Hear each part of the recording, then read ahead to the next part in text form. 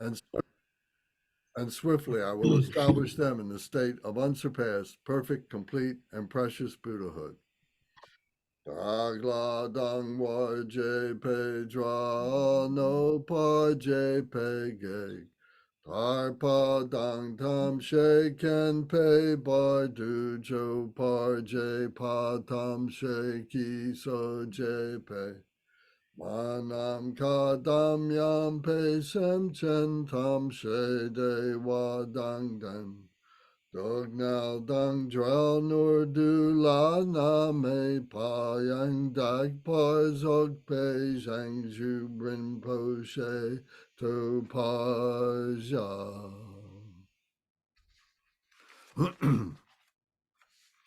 Thus, until I achieve enlightenment, I perform virtuous deeds with body, speech, and mind. Until death, I perform virtuous deeds with body, speech, and mind. From now until this time tomorrow, I perform virtuous deeds with body, speech, and mind. Deshe du sang ma ge gi ba du lu na gi som ge wa la ko. Ma she ba du lu na gi som ge wa la ko. Du de ring ne song te ni ma song ta sam gi ba du lu na gi sam ge wa la ko. We take refuge in the kind root and lineage lamas. We take refuge in the deities of the mandalas of the yidams. We take refuge in all the exalted Buddhas. We take refuge in the perfect Dharma. We take refuge in the excellent order of the Sanghas. We take refuge in all the noble Dakas, Dakinis, and Dharma guardians, possessors of the eye of wisdom.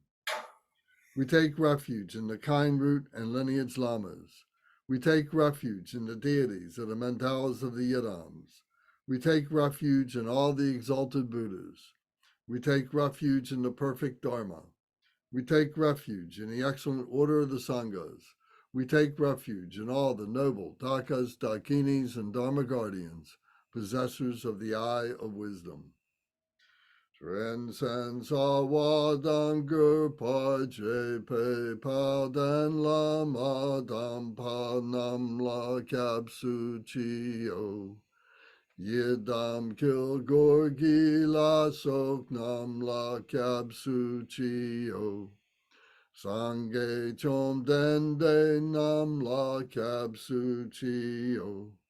Dam pe cho nam la kap su chi o. Pa pe ge du nam la kap su chi o. Pa wo ka tro cho kyong song me song yes she gi cheng dang dem pa nam la kap su chi o. Until I attain the heart of enlightenment, I take refuge in all the Buddhas. I take refuge in the Dharma, and likewise in the assembly of the Bodhisattvas. As the previous Buddhas embraced the enlightened mind and progressed on the Bodhisattva's path, I too, for the benefit of all sentient beings, give birth to bodhicitta and apply myself to accomplish the stages of the path.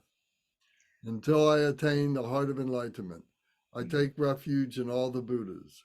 I take refuge in the Dharma, and likewise in the assembly of the Bodhisattvas. As the previous Buddhas embraced the enlightened mind and progressed on the Bodhisattva's path, I too, for the benefit of all sentient beings, give birth to bodhicitta and apply myself to accomplish the stages of the path. Shang Shu Ning Po Chi Ki Bar Sangye Nam La Kap Su Chi Tro Dang Shang Shub Sampa Yi Sok Lang De Shin Kap Su Chi Zita Nongi De Shegi Shang Shub Togni Ki Padang Shang Shub Sampe La Pala De Dag Rim Shin E Patar Deshin Drola Pandandu, Shang Shub Samni Ki Shing, Deshin Duni La Pala, Rempashin Du La Paji O. In the Buddha, the Dharma, and the Sangha most excellent, I take refuge until enlightenment is reached. By the merit of generosity and other good deeds, may I attain Buddhahood for the sake of all sentient beings. In the Buddha, the Dharma, and the Sangha most excellent, I take refuge until enlightenment is reached. By the merit of generosity and other good deeds, may I attain Buddhahood for the sake of all sentient beings.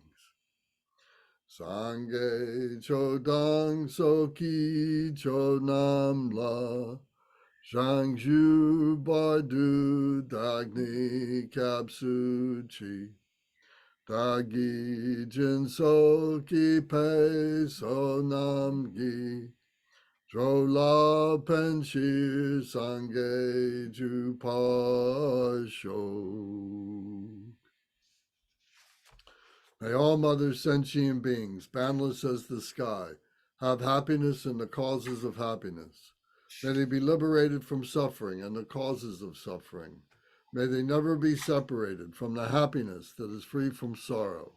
May they rest in equanimity, free from attachment and aversion. May all mother sentient beings, boundless as the sky, have happiness and the causes of happiness. May they be liberated from suffering and the causes of suffering. May they never be separated from the happiness that is free from sorrow.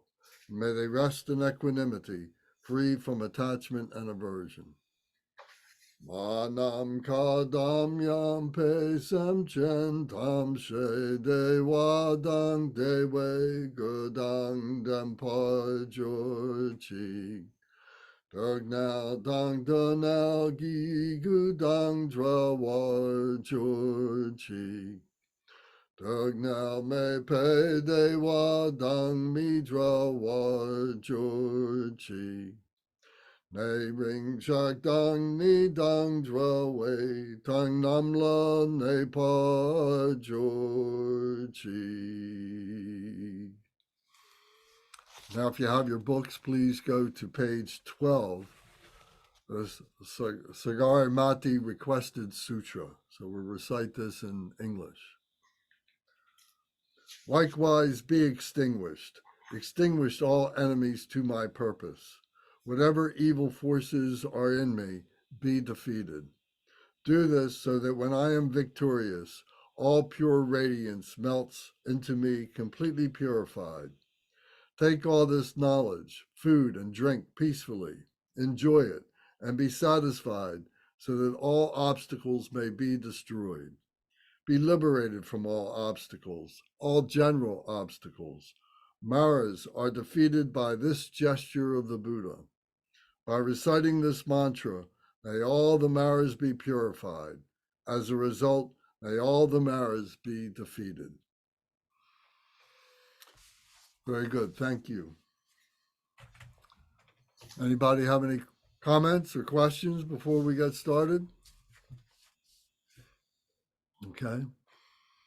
Well, thanks again for everybody coming, and this is being recorded so that people can watch this at their leisure on YouTube. And we've had quite a few people that have been paying attention to our different classes and so on and watching them during the week time. So that's been very good. So what we're going to talk about are the six realms. What we're trying to understand is who we are as human beings. So one of the things that we need to understand is that we are trying to endure our lifetime, trying to endure this phenomenal nature. That this is, if we were to rename our planet, we could call it the planet of endurance, that's what this is. So keeping that in mind, and keeping in mind that what we're trying to do to learn how to endure this is to develop critical thinking, because everything is not clearly evident to us. There's a lot of hidden things that we don't recognize as human beings. So we need to have critical thinking. There's society is teaching us to do things in certain ways. Our schools are teaching us to do things in certain ways, and families, etc. But we need to be able to stand back, and we need to be able to think for ourselves, think through what it is that our choices are, what's being presented to us. So developing critical thinking is very important. And that includes our spirituality, because we are physical beings, we are intellectual beings, but we're also spiritual beings. And to be able to recognize how that dynamic works between those three bodies. So we need to develop this critical thinking in order that we may endure. So what we're trying to recognize is what human beings are, and then why human beings are, and then what the human experience, um, what is our humanness? What does that mean? How do we experience this humanness? So we look at this through the point of view of being a Buddhist. Now, the Buddha, as we know, lived 2,600 years ago. And he developed this system by which we are looking at our lives. We're developing critical thinking. We are enduring and so on. So we're looking at these questions of who humans are, why we are, what we are, how it is that we live our lives through this lens of being a Buddha. And the Buddha taught that we all have Buddha nature within ourselves. We are all Buddha. We all have that potential. So what we're trying to do is to recognize that. So in order for us to do that, we become awakened. The translation of the word Buddha, which is a Sanskrit word, the translation is awakened, the awakened one. So we are awakened. And then we find that we need to be integrated, that we're integrated with this phenomenal nature, we're integrated with our society, with our families, with other people, with nature, with animals, all these things where there's an integration that we become awake to, that we realize. And then that becomes part of our conscience, or our consciousness, that we become working in this. So that with our conscience, we become aware, and we become in control, and we become changeable. So these are three important things to be able to understand, that these are products of our conscious awareness, that we have this awareness, that we have this control over our lives, and that we can change. Because many of the things that we are realizing are things that maybe we want to push to the side, that we want to compartmentalize, some things we want to cut through, some things we want to learn more about, that we want to be a living example of, and so on. So we need to be able to be willing to change. So through this awakened, integrated, conscious effort is the means in which we do this. So what we're going to look at with these six human realms is that we go through this psychophysical drama, this psychology, this mental thing that we are going through. And then there's this physical aspect, of course, with our body and the way that we are living, and the what appears to be our permanent reality in which we are moving and so on. There is this dynamic of the psychophysical. So we're going to see how this all takes place, and how it's our spirituality that becomes the fulcrum, becomes the balance point of this psychophysical drama. So we're going to see causes and conditions. The causes that bring bring us seeds for us to want to do things, to think things, and then the conditions of the things that are external to us, that when the conditions are right, these causes kind of become activated. So it's kind of like a seed that when the sunshine is there, when the right amount of rain is there, when the soil has nutrition, when all that is there, those are the conditions, then all of a sudden the seed opens up and begins to sprout.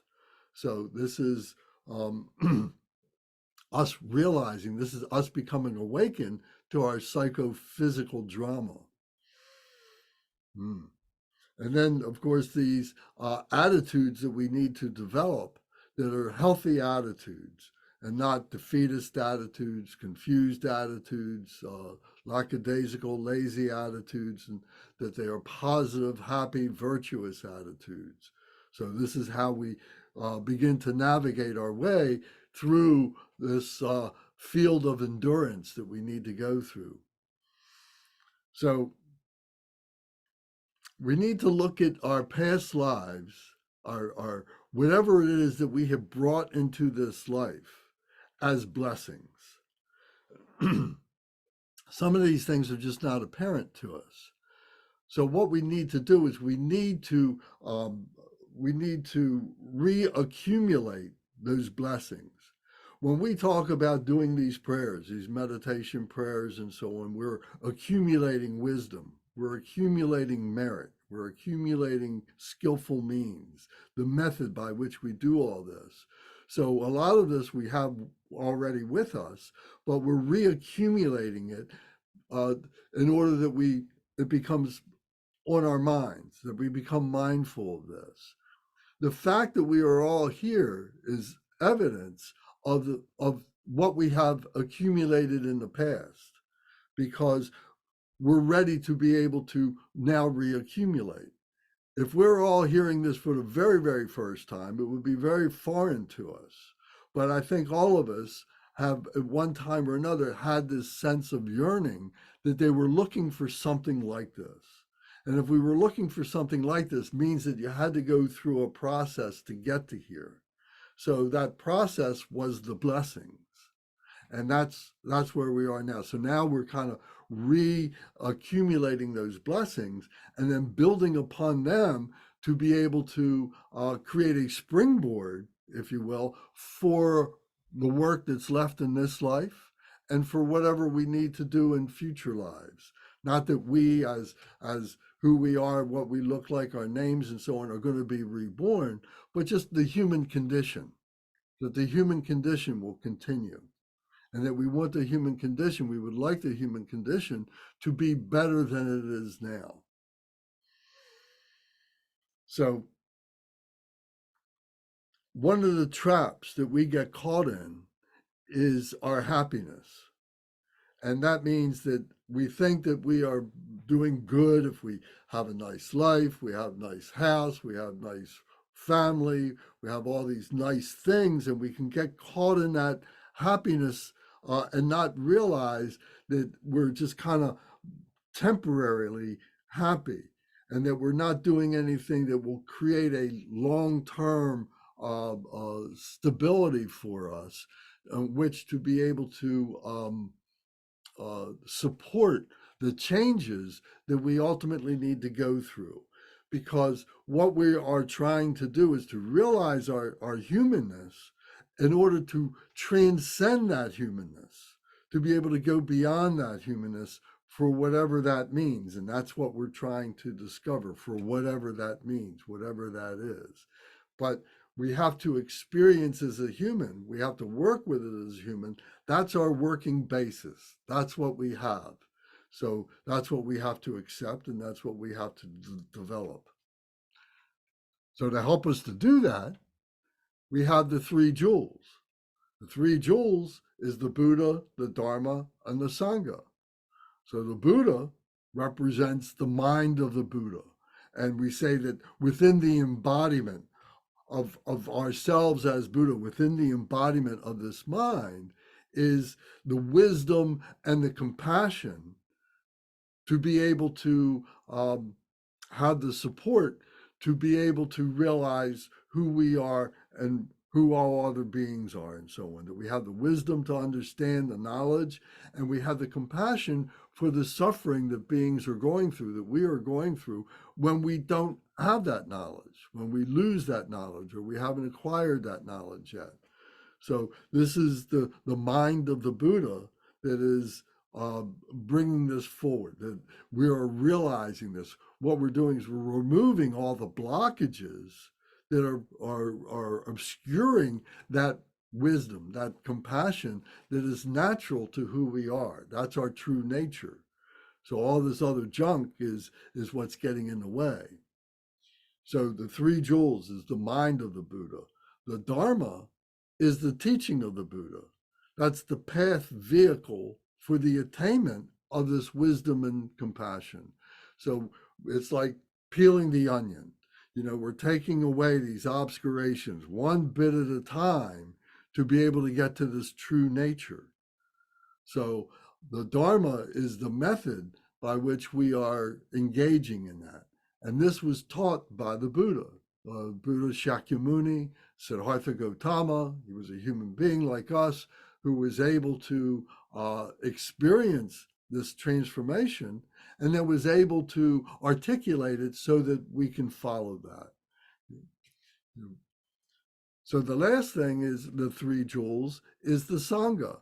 And the Sangha is the community of people that we are all part of in this endeavor to be able to realize our true nature. So we look at it as these are our brothers and sisters. So we all have different levels. Sometimes we are a teacher. Sometimes we are a student. Sometimes we're receiving things from our meditation, our meditational deities, those, if you will, those beings that we experience when we are able to transcend our humanness and that wisdom that arises into our consciousness from our meditation. So these are meditational deities that come up, and these are part of the Sangha. These are part of the Sangha, but they are part of what we might call the noble Sangha. So these are the 8 great bodhisattvas that we've talked about in the past and we'll talk about again in the future, but that is part of this Sangha as well. These 8 great bodhisattvas are within ourselves. They are facets of us. And the perfection of those facets, the realization of those facets. So this is the Sangha. So when we say the three jewels, we say the Buddha, the mind, the Dharma, the speech, and the Sangha, the body of Buddha, that we are Buddha. So this is how we are trying to prepare ourselves to be able to go through all these changes, to recognize these changes, and to grow, develop our critical thinking so that we can endure this life better and be able to help others to endure this. Now, as we do that, we're developing a new mode of living. And this mode of living is the bodhicitta. The bodhicitta is the holy enlightened mind, that we begin to do everything with bodhicitta, with holy enlightened mind, the loving kindness, the compassion, the joy, and the equanimity. That everything we do, when we recite in our second prayer this morning, the action bodhicitta prayer, that everything we do with body, speech, and mind, now until we die and until tomorrow, which never comes, everything we do is this way. So all the enlightened beings have this bodhicitta, and this is what we are trying to become completely stable in. As we do that, that's how we live this enlightened life, through doing that bodhicitta. So we have to practice that over and over again. We have to remind ourselves over and over again. We have to be mindful of everything that we're doing. Does it have bodhicitta in it? Am I behaving with bodhicitta? Is my conduct, is my speech all bodhicitta? So we need to be aware of the method. That is the method of the enlightened mind. So the way this all takes place is what we say in these 6 human realms. So this is the objective view. This is an objective view of what it is to be a human being and the different categories, the different compartments that we can put ourselves into at any given time. We're a combination of these 6 realms, and we're going to get to that in just a moment. But sometimes these things they seem very divine, very holy, really great. I'm so happy to be able to do this. But sometimes it seems very flawed and very confused. Sometimes it has a veracity to it, or a ferociousness to it, that, there's a great deal of power to it. Sometimes there's this insatiability to it. Sometimes there seems to be this very negative unwholesomeness to it. But in any case, it's always very powerful. And if we suppress that and just kind of move along with the flow of this ignorance, of not being aware of that, and so when we're just deluding ourselves, we live in these lies, we live in this web of confusion that we weave for ourselves, that gives our ego a sense of who we are, what our identity is. The ego wants that. So we're trying to control that ego so that we can see what is hidden. And through the critical thinking, we begin to unveil that. So let me bring up a screen share now.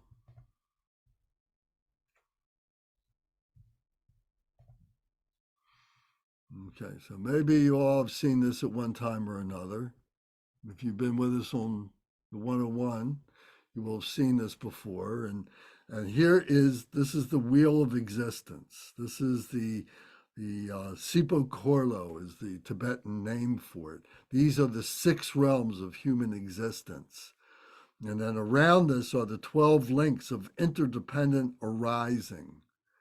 So we are going to first talk about these 6 realms. And then if there's time at the end of this month, if we can go into the 12 links, we will go into the 12 links of what it is, how a human being goes through and navigates through experiences these 6 realms here.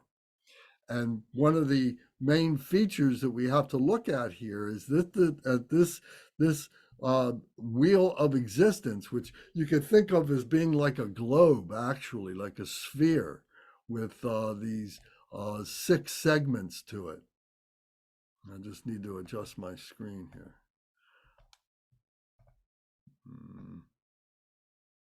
Okay.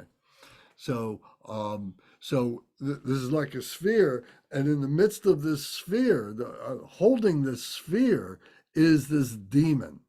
This demon, who's in Sanskrit word, is called a Mara, Mara, and he's very fierce looking, very wrathful looking, very animalistic looking, and this is what is holding this human experience in his grasp, and he's got his teeth are embedded in this, and his hands and feet are supporting this or holding all this. So this Mara, this demon, is ourself, our lower self, the self that is trying to control what it is. It's like our ego and all the different permutations that the ego takes in its place in our lives. So this is our condition, our human condition. This is the state of who we are. So as well as being in this, here is another view of that. There's many different art forms of this. And here he's looking like a skeleton, but nevertheless, it symbolically means the same thing. This demon that is holding us, this confused demon that is looking for its own self gratification all the time. The feature I want you to see in this illustration is here is the Buddha. Here is the Buddha who is not within this ocean of suffering, who is not in this samsara, who is not confused by this Mara. This Buddha is outside of that and is pointing to, you see here, a wheel of Dharma, the Dharma chakra wheel, which is representative. This is symbolic of the Eightfold Path. And if you remember when we talked about the Four Noble Truths, the Four Noble Truths, the first one is all life has suffering. The second one, that is the cause of the suffering, is our grasping, is our desire. The third is the renunciation, the cessation. To what we need to do is to relieve ourselves of this suffering. We need to just cut ourselves off from it. That's the third. But the fourth is how to do that, how to relieve ourselves from that suffering. This is the Eightfold Path. And this eight-spoked wheel is the symbology that is reflecting that. So this is what the Buddha is pointing to. So this is where we're trying to get. This is what the Dharma teachings are all about. The Dharma chakra wheel. This is called the Dharma chakra wheel. So when we do this pose here, this prayer, that our hands held like this, is called the Dharma chakra mudra. That we are realizing those jewels within ourselves and activating those jewels. So this is samsara, and this is symbolic of what leads us to nirvana. So this is all temporary existence. This is all temporary. These are conceptual expressions of what it is to be a human being. A human being is dualistic. Everything that we experience is dualism. The more that you meditate, the more that you experience and think with bodhicitta and meet the challenges that come up in our everyday life, you begin to recognize all this dualism all the time. And what we're trying to do is to cut through that dualism and behave in our be mindful of our true nature, which is loving kindness, compassion, joy, and equanimity, the bodhicitta. So within this is illusory. This is what the psychophysical drama has created for us, this world in which we live. So we are trying to transcend that to be able to attain the nirvana. But the nirvana is simply the other side of this ocean of suffering, of this samsara, and it is temporary. As long as we are breathing, which is an expression, a physical expression of that dualism, isn't it? We're breathing in, we're exhaling out. We're breathing in, we're exhaling out. And so that shows how just fundamental our dualistic nature is. So as long as we're breathing, we're susceptible to being fooled, to being deluded by that dualistic nature. So we have to be ever aware, we have to be ever mindful of that happening, this realization of attachments and aversions, all these different dynamics. The way in which we do that, what we come to recognize, is the space, the pure space that permeates all of this, penetrates all of this phenomenal nature, penetrates our body, our intellect, our spirituality. This space is utterly pure and utterly full of potential. And so by recognizing that, we see that all this is hanging in that space. So it becomes a meditation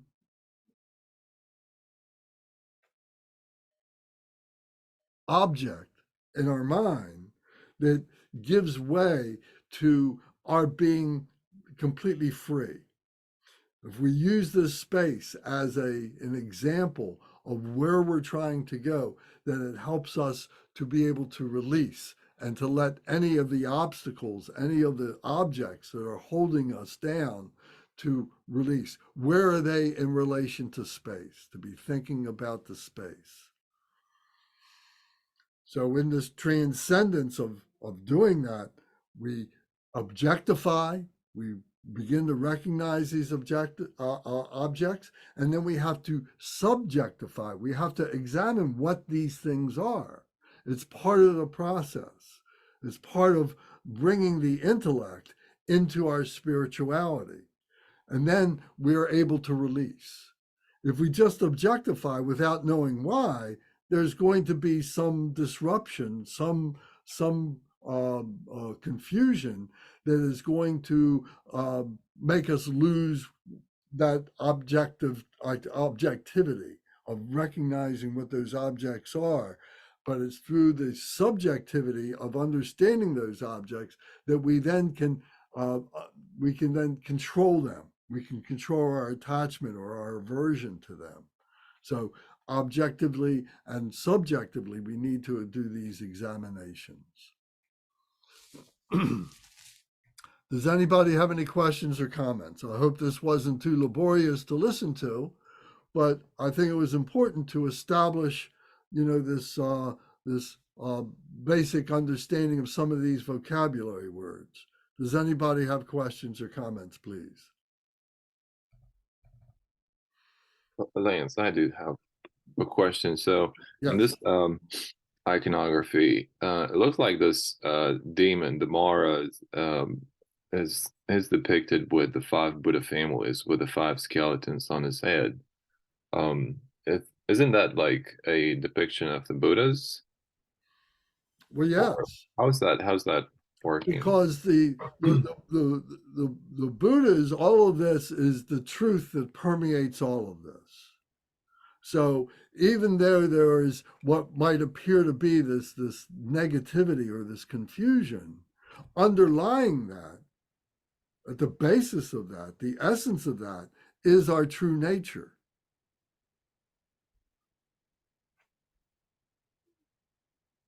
Okay, that makes sense. Yes.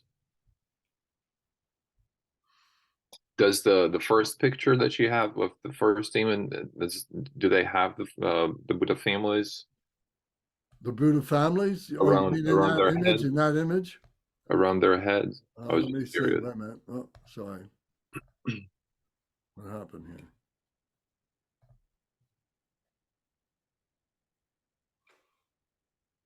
Sorry, just a second. I'm getting zoomed. There we go. Okay, so, yes, Yeah. this image here, yes. And there was another image. This one that's cut off so we can't see it. But typically, the answer is yes, Okay.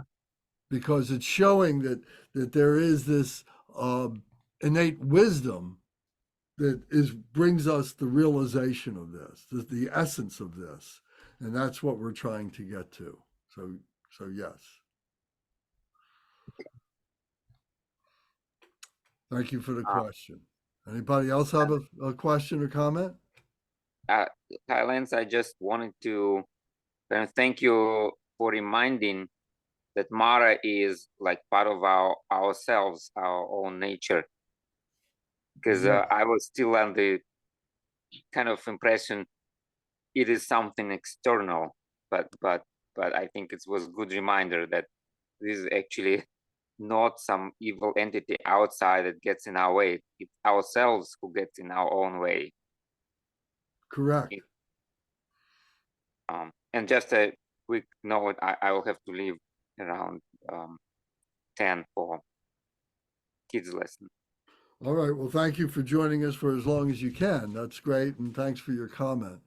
And Alex has been with us for a long, long time. And he's one of the teachers at Dharma Surya who works with the children. And so he does very important work. And we've been friends for a long time. So thank you, Alex, for mentioning that. Okay, so if there's no other questions, we'll move on then. So what I would like to begin is in the center of this wheel. Now, I know some of you may have heard this before, and but we repeat these kinds of teachings many, many, many, many times over and over again. So we always hear something new, we experience something new, and please accept it for that. So in the center of this wheel is this hub. And this very center of the hub, which is like the engine that is creating the movement of this wheel. And this is at our center. This is the center of that.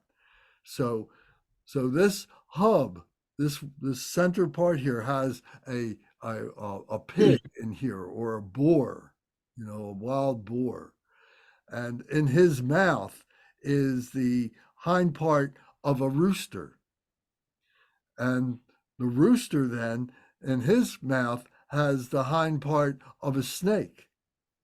And the snake, in his mouth, has the tail, the hind part of the pig, of the boar. So this is symbolic to help us to understand. And one thing I need to emphasize is that when these different kinds of teachings were devised, they were devised for people who were basically illiterate. They couldn't read, they couldn't write. But of course, they had good vision and they could appreciate illustrations. So these illustrations became like teaching tools that the teachers, the lamas, the gurus would travel about, going to different villages, and would bring these paintings, bring these illustrations, and put them up for the people to see, that they would refer to as illustrations of what the subject matter was. So these illustrations then are like a book themselves. So with that in mind, this is why the graphics are so powerful. As we say, one picture dispels 1,000 confusions, or however that goes. So here, back to the symbology of what this hub means. The pig represents ignorance. So this is at the core. This is the very core of this wheel. Then in his mouth is the rooster, who represents aggression, or excuse me, represents attachment, desire. If you've ever seen a barnyard rooster, you will know how controlling they are, and they're always trying to protect his hens and so on, and trying to fend off any other stranger roosters that may try to come in and penetrate his environment. So he represents this attachment, this desire. The pig represents the ignorance. And then the snake represents the aggression or the hatred. The snake may be lying perfectly, what seems to be quiet, dormant, not moving at all, when all of a sudden someone gets close enough to him that all of a sudden he's just immediately springs forth, and with the anger, with the aggression, tries to bite or to fend off the intruder that is disturbing him. So these three, the ignorance, the desire, and the hatred, is the engine that propels this wheel of samsara. So if I go back to this image here, so you can see in the center of all these images is a version of that engine, of those three poisons, those three the poisons that make up all the 84,000 emotions that we talk about. Uh-oh. Okay.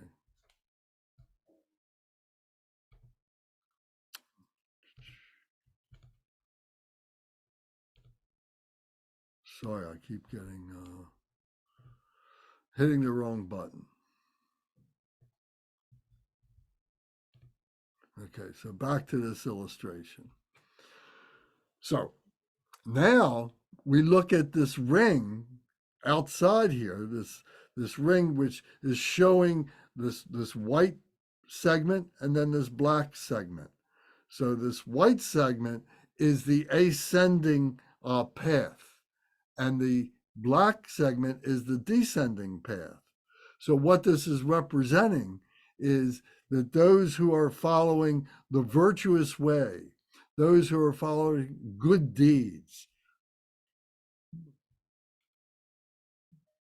wholesomeness, following in this direction, there is up here is a holy person who is at the top of this, and these are like lay people. These are ordinary people. At the behind here is another holy person who is like bringing up the rear to making sure that the beings are not falling and losing their way.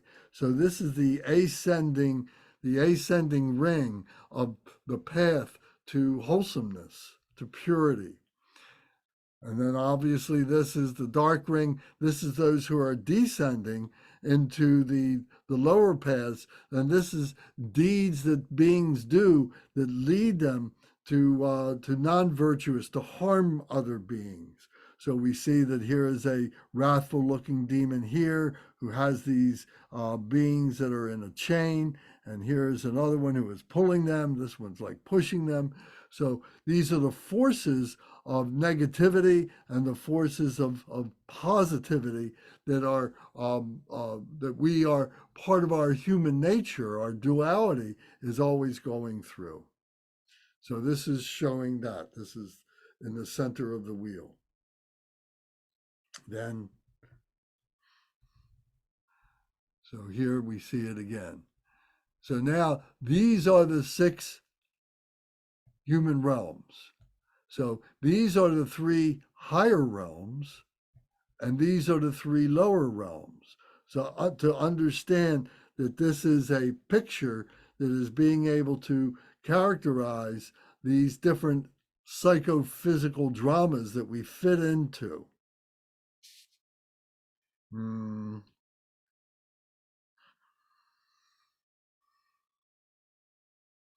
One of the questions that always comes up is there a real place where this is taking place? In other words, if there's a God realm, if there is a hell realm, if there is an animal realm, a hungry ghost realm, are these real places? Are these things that when we die, do we go to the hell? Do we go to the heaven? Are these real? Or is this just an imaginary tool, an illustrative tool that we use to be able to characterize the human condition? And there are those who might say that, yes, there is a physical hell, yes, there is a physical heaven, and so on like that. But for us, we say we can only experience this as a human being in this lifetime, at this place now. So we don't know of any positive things. The only thing that we can see, hear, and touch and feel, etc., is the animal realm and the human realm. So here is a picture of what would be called the Deva realm or the God realm. This would be a picture that talks about the Demi-god realm or the jealous God realm. This over here is a picture that shows the human realm, human beings like us who are in the human realm. This shows the animal realm here. This over here on this side shows the hungry ghost realm, the Preta realm. And this down here shows the hell realms. So we're going to get into a little bit more detail of each of these, but I'm pointing out to you the general construction of this. So there's the 3 higher realms and the 3 lower realms.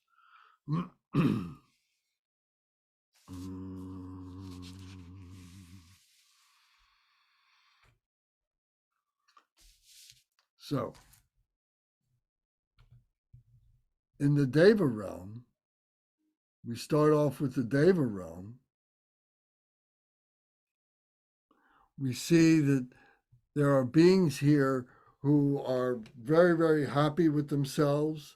They have worked many times to do good deeds for other beings, and that when they pass, figuratively, when they leave this human realm, that they go into this Deva realm to be like gods.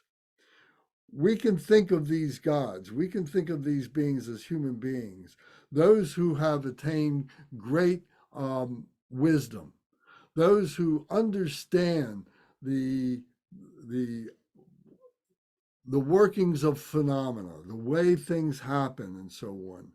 And these beings are rewarded by this very, very long life and remain in this very long life in complete pleasure, that they are just being adored by their many, many subjects who are praying to them and bringing them great riches and bringing them great adorations and so on. They're putting them on pedestals and so on. And these godlike beings are so enraptured in their own pleasure that they have no sense of the suffering of other beings. They are feeling like these beings they don't even pay attention to them. They don't even recognize them. So these gods remain in this position for a long time. So who are these beings? And in terms of being a human being, who do you think these beings might be? Would they be educators? Would they be the professors in colleges? Would they be great business moguls? Would they be politicians? Would they be medical people? These would be people who have great ability to be able to do things for people, but because they don't recognize the suffering of ordinary beings, they just remain in their own pleasure field, if you will. So this would be a general description of these godlike beings. So we call these beings devas. And we're not trying to use the analogy that these are supreme being gods, where certain traditions think about that there is this creator God or something like that. We're not thinking of that. We're thinking of human beings who have placed themselves in a position of pleasure for themselves and not paying attention to others, the suffering of others, particularly when they can help others. So this is the God realm, the Deva realm. These pictures are usually placed in a monastery or in a Dharma center in the entrances of the shrine rooms. And what this connotates is that you're entering into a space that can transcend this ordinary confusion, this ordinary style of life here. So this is to inspire people coming into a holy space like that. So so right away when people come in, they're being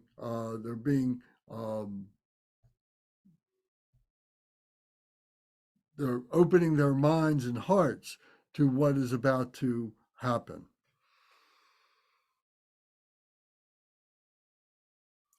So this next part here is the demigods or the titans.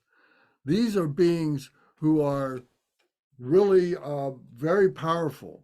They're very manipulative. They have great skillful means. They have the ability to do many, many things, but they do not have the wisdom. And so they are very manipulative and for their own self-aggrandizement. So we may think of these beings as being like politicians or being like business people. We might think of them as being military people, people who have great ability to be able to lead people, to be able to inspire people to do things.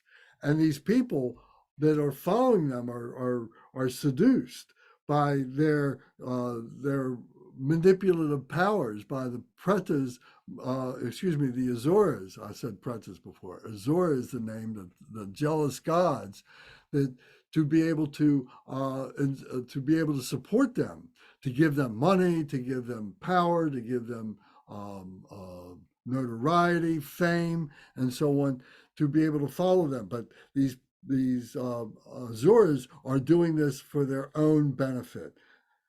They are in conflict with themselves, between themselves, and they are in conflict with the gods. They are in conflict between themselves because they are trying to take what the other jealous gods have. They want what those gods have. They want their power. They want to be like gods themselves. That's why they're in war with the gods. They want to fight the gods because they want that kind of pleasure that the gods apparently have. So they are in a constant state of conflict between themselves and between the gods that they are trying to overcome. The gods, they're not even paying attention to these demigods because they are just so enraptured with their own pleasure, they don't realize any of the suffering that is going on with this conflict here. So let me pause for a moment and ask anybody if you have any questions with this now, please.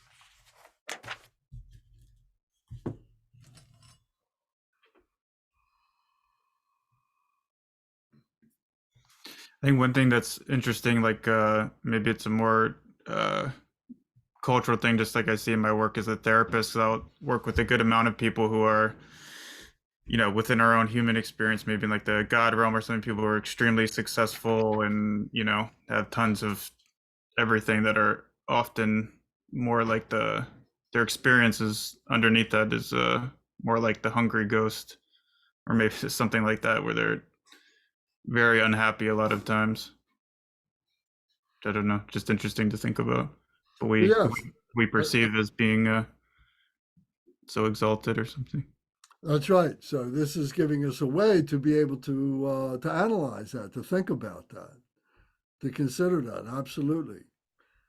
And then we have to think of ourselves in these particular realms, not other people as much as ourselves. When we can understand ourselves, then it makes it much easier for us to understand other people like that. Last. Yes, sir. The section you described, these are called, what did you call them again? The Asuras. Azuras, okay. Asuras, Azuras. Okay. And that's the Sanskrit word for the jealous gods, or the demigods, or I call them the Titans, because they're like Titans of our society. They're big people. They're important people. I'm sure you can think of examples like that.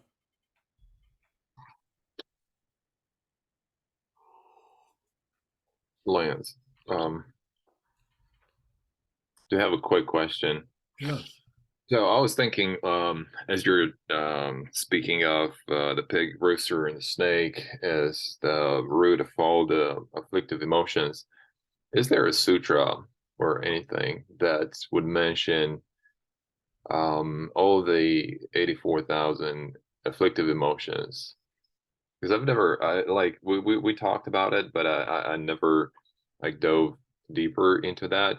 So is there anything like that, like DSM? I don't know if you're familiar with that, but it's like the diagnostic manual of mental disorder. Is there anything like that Sure.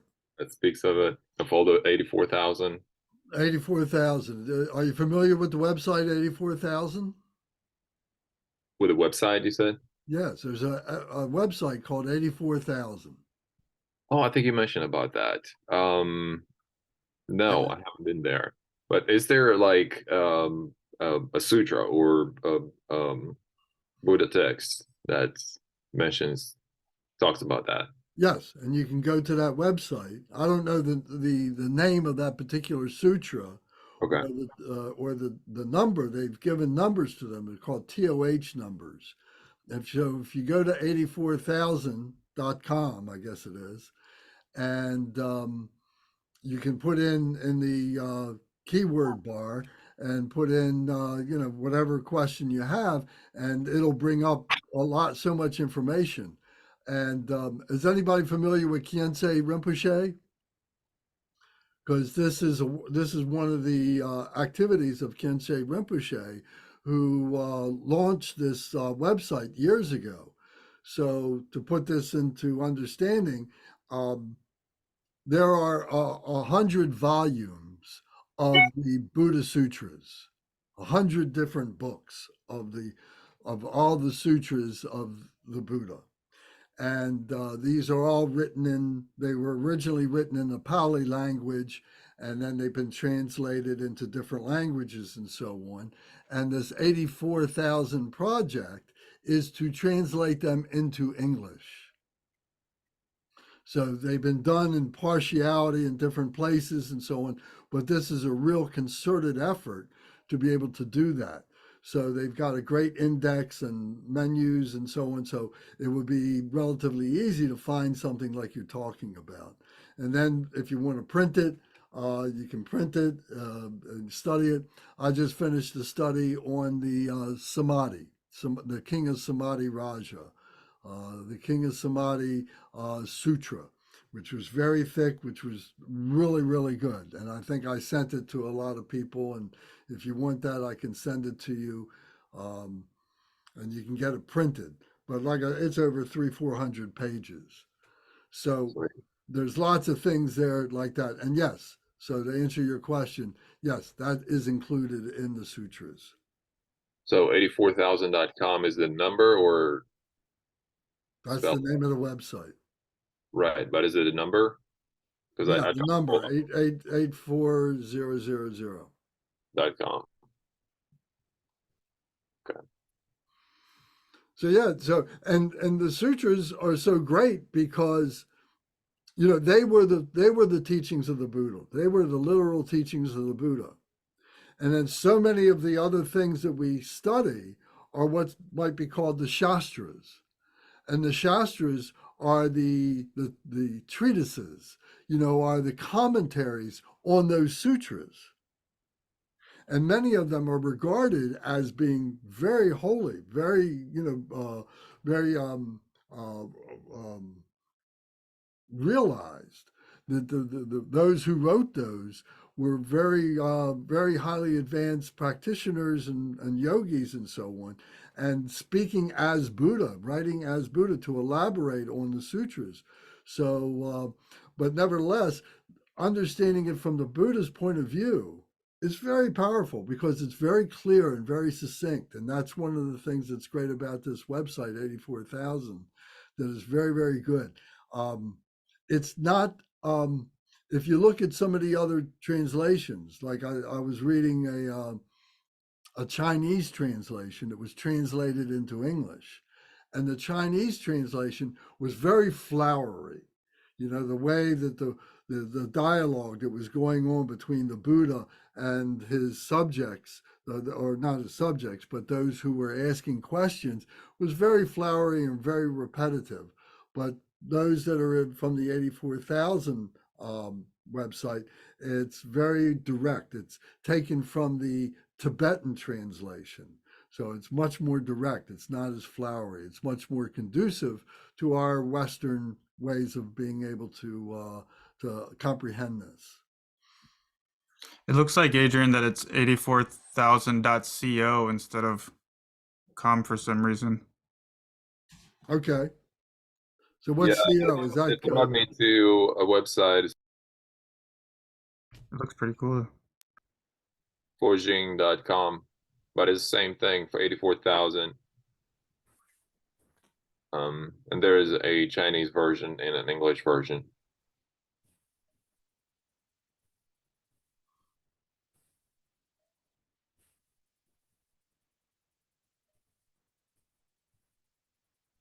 Thank you, Lance. Well, you're welcome. Thank you for the question. Gives me a moment to collect my thoughts.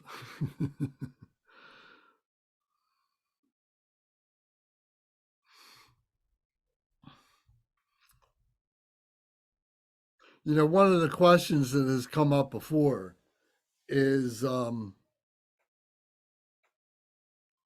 if Buddha has this power to be able to articulate all this, why is there still suffering? Why aren't people taking this and being able to relieve themselves of their suffering? And so the obvious answer is that human beings have their ability to be able to do whatever it is that they want because they can. And that's, as some people would say, that we have free will. And so we have to make a choice that we want to do something that gives us another point of view to be able to allow us to recognize who we are, why it is that who we are, how it is that we got here, and what we can do to change that, how we can do to change that. So the Buddha is that human consciousness, is that human level of consciousness that has perfectly realized that. So in order to get to that level, we go through these changes of being a practitioner. First we're a beginner. We start investigating the Buddhist Dharma.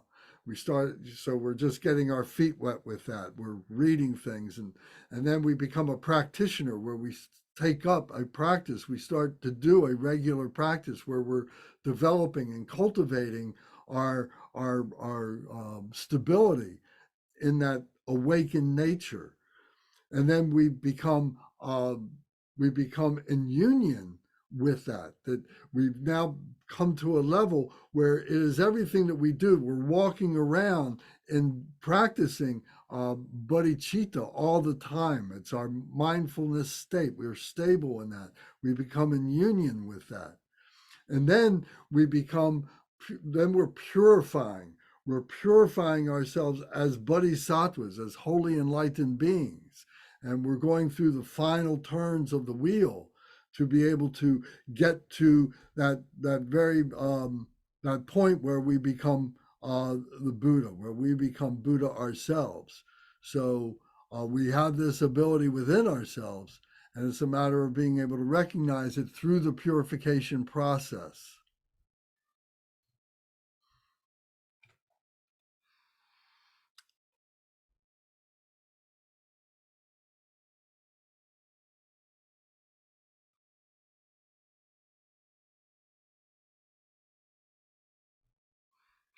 Okay. So going back to our talk then, see, some of these pictures have a degree of clarity that is better than other pictures, and that's why we've got so many of these.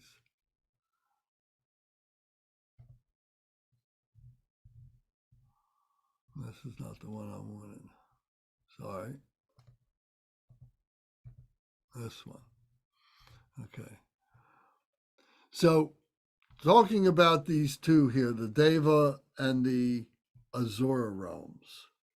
The Deva realm, the God realm. So how is it that these beings, these godlike beings, how is it that they are not Buddha? Well, it's because they are pure, but they're not that pure. And what is the impurity? How is it that they remain as gods, devas, and not Buddhas? It's because of their pride that they have this luxury of having this great wisdom, and they become prideful with that. And that pride is what has kept them in this very long life, as pleasurable as it is, to experience life like this. So now, what happens when this life is over? When this life is over, these beings here, because they had so many opportunities to help other beings who were supplicating them to help them with their wisdom to relieve them of their suffering, they were indirectly causing great suffering to those beings. So when their life is over, when these beings, these God beings, fall, they fall to the lower realms. They fall to the realms of the animals. They fall to the realms of the hell realms. They fall to the realms of the hungry ghost realms, because of their pridefulness that they would not be able to recognize other beings suffering and help them when they could have. So we can see in many different civilizations in the human story about how different beings in different lands conquered different other lands, and when they did, they in ancient times, these lands would have these pantheons of gods, the god of rain, the god of thunder, the god of fertility, etc., etc., etc., and people were supplicating them and doing all these things for these beings. But then when a new civilization took them over, then they were being replaced by the new gods of that new civilization that came in. And so for a long time, these gods would be in favor, but then when this new civilization come in, they would fall out of favor. And then this is when their god lives would end, and they would go to the lower realms. So so that's an observation that we can see how this manifests in our human story, in our human lifetime. So how is it that these gods and these devas, how is it they are able to recognize their situation before they have to fall to the lower realms? In other words, is there a liberation from these devas, from this wheel of suffering, from this samsara? Is there a liberation for these beings? And the answer is yes. In each one of these realms is a Buddha. A Buddha is an awakened one, a human being. Remember, this is all the psychophysical human beings who think they are like gods. So here is a Buddha who you can see is playing a musical instrument, a vina, a four-stringed instrument that they would, in Asia, they would call a vina.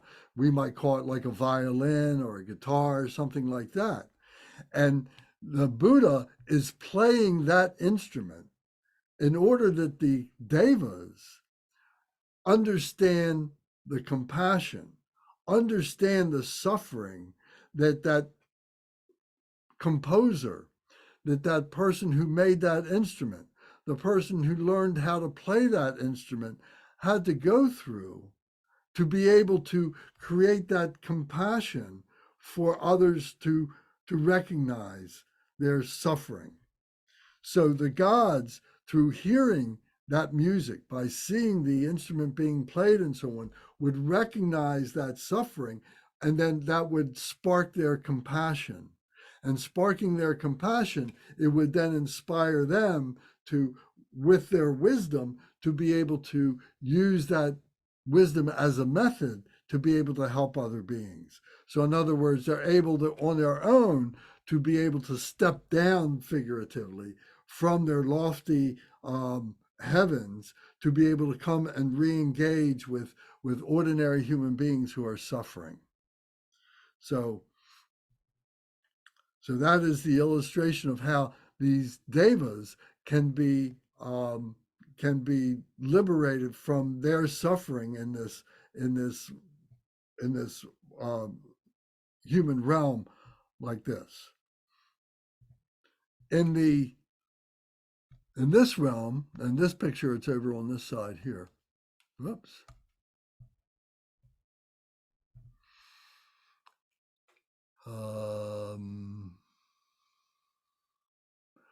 Yeah, in this picture here, it's pictured as here are human beings who are coming up and are supplicating this great being, this Titan. These are the Titans. These are the jealous gods. They're jealous of each other, and so on. And they are bringing them their adoration. They are bringing them their gifts and so on, so that they will be favorable to their subjects here.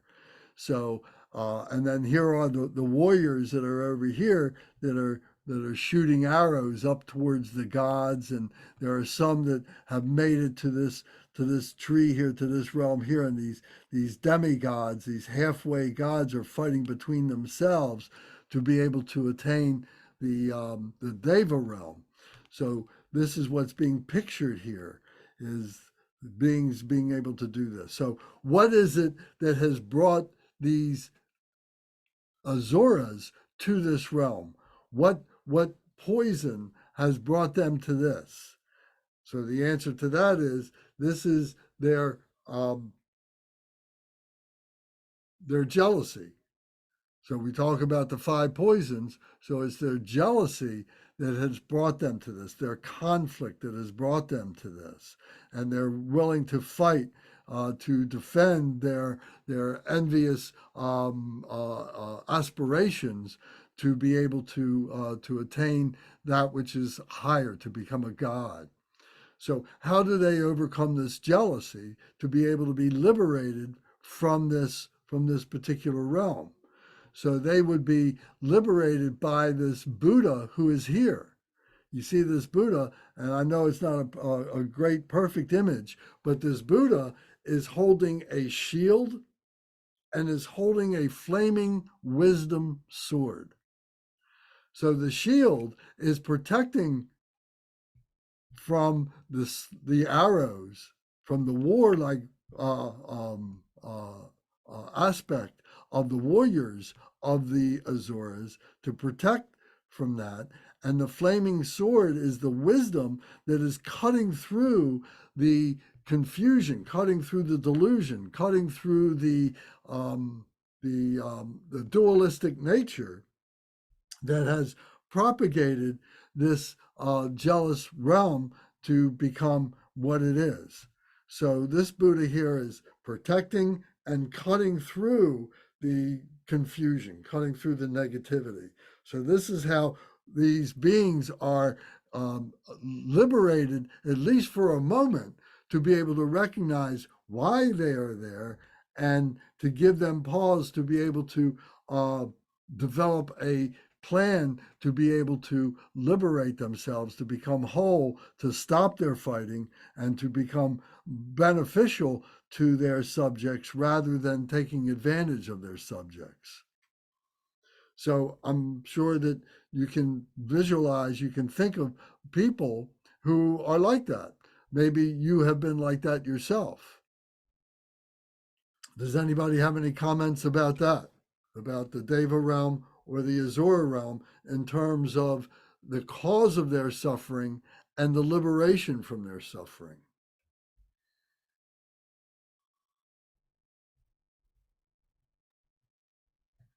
Lance, I have a question. Yes. So you mentioned dualism versus non-dualism. Yes. Could you explain a little more what that means and how that relates to what you were just showing us?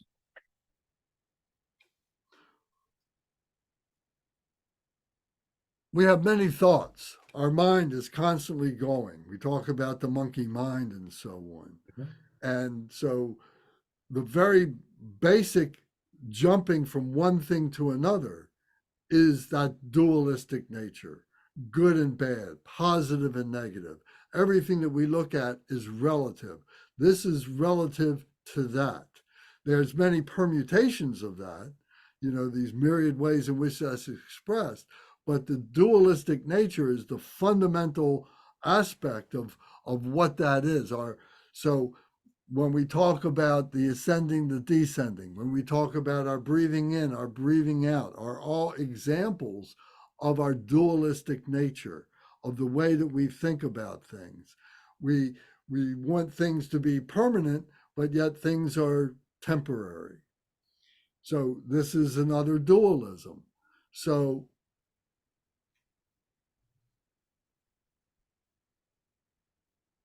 does that answer the question? Yeah, it does. I read recently that samsara is dualism. And so clearly an important aspect of Buddhism. I wanted to make sure I understood. Thank you. Well, samsara is one side of the hand, Mhm. and nirvana is the other side of the hand, because they're both conceptual. So to look at it that way, to see that everything that we're doing is conceptual, everything that we're thinking is conceptual. And as human beings, we're thinking of everything as a human being. But how do you think that an elephant thinks? Does an elephant think in the same way that a human being thinks, or a dog, or an insect? Does it think in the same ways? It No. doesn't think in the same ways. Can we think as a Buddha? Does a Buddha think conceptually? Human beings think conceptually. For us to be a Buddha, we have to stop thinking conceptually. So all this, including samsara and nirvana, which is a fabrication of human beings to be able to understand his set of circumstances, is just conceptual thought. So our mind is what's doing this. Our mind is fabricating all this in order that we can try and make sense of things. And it's a good thing to do that. But at some point, we have to let that go. We have to let go of that dualism. We have to let go of our conceptuality. And this is helping us to point out how deep the conceptuality is, how useful it can be, but also how it can be a trap for us. Thank you.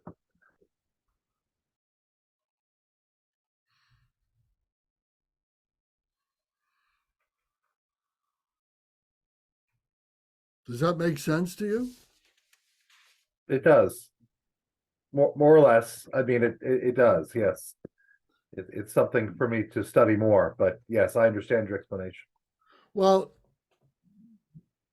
the reason why I asked you the question, does it make sense to you? And the perfect answer you just gave was more or less. Mhm. So the question then becomes, well, where's the more and where's the less? So the more is, if I study intellectually more, am I going to get this? If we experience this, if we allow ourselves to experience this duality, this conceptuality from the point of non-conceptuality, then all of a sudden it pops into our awareness. The analogy here is, how do you explain the taste of sugar? And poets can talk about it, and what sugar tastes like, what it looks like. But until you take sugar and put it on your tongue and taste it, then you say, oh, that's sugar. The same thing would be with love. How do you explain love? The poets write great love poems and so on. But until you feel love, it's still a vicarious experience. So the same thing with non-duality.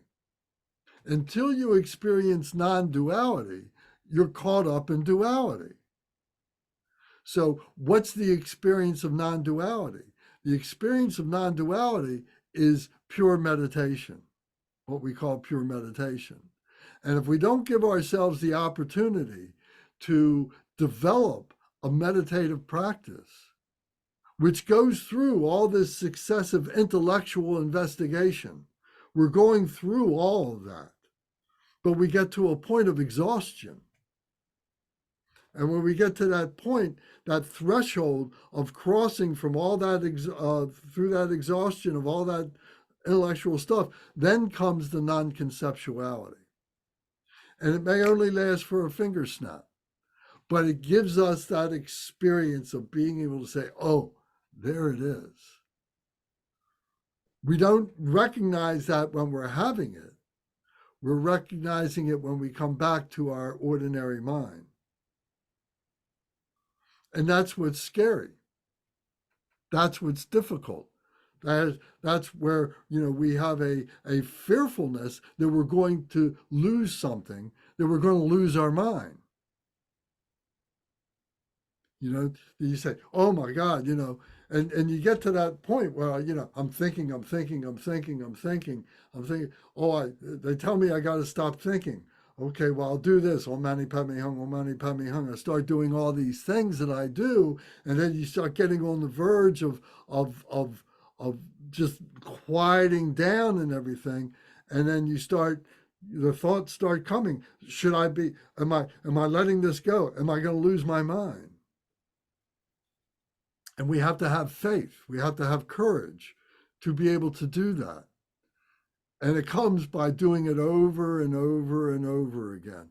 And then one day, maybe on a Wednesday or a Thursday, we're doing this. It's no particular special day. It's not a Sunday, and it's not, 5 o'clock in the morning, but it's sometime when everything is you finally got all the pieces of the puzzle together, so to speak, that you're able to let it all go, and then you have that moment. But we have to give ourselves the opportunity to do it. Is the point here?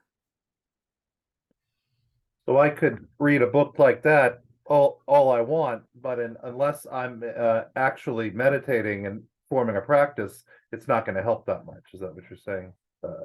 Is Yes. it been reading about it and doing it? You have to experience it yourself. Yeah. The non-conceptuality is an experience. It's then- like, I'm sorry, what were you saying, Adrian? I'm sorry, I thought you'd done that. It's No, like I'm explaining. just going to finish up by saying it's an experience of non-conceptuality that has no expression to it because it's non-dual. Everything we do as an ordinary human being is conceptual and dualistic. So we start having heart thoughts. We transmit heart thoughts to each other. Okay, Adrian, what were you going to say? I was just going to say something about the experience and how, somebody can explain you all day long and you can read many books about how an apple tastes, but unless you experience it, that's the real taste. And it's the same thing with non-duality. Unless you experience it through your own meditation, through your own means, you're never going to know how it is. And once you do that, you realize what duality is. And a lot of times duality, the way that I see it and I understand it, is in terms of opposites, darkness and light, or good and evil, or male and female. And those are the opposites, the dualistic world. But in a non-dualistic world, that doesn't mean any difference because all those are concepts.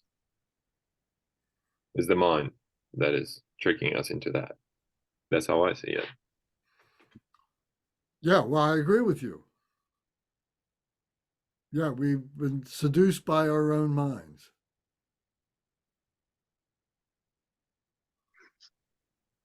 I would also add to that I feel that duality, or we are kind of in a dualistic state as long as there is thought.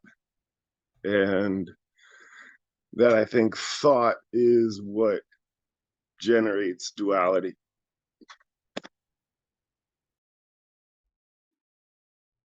It's part of the human condition. It's natural. Yeah, and just to kind of emphasize the point of the importance of meditation and mindfulness, and kind of paying attention to that. And I think this begs the question then is if it's natural to be conceptual, to be a human being and so on, is being a human being a stepping stone to something else? And is Buddha, which we call awaken, only just that notion that that is possible? We're not defining what that is, and I'm pointing out there, but it's within ourselves. It's that space that I said early on in this introduction when I said that there's a space that penetrates everything, penetrates all this dualistic nature.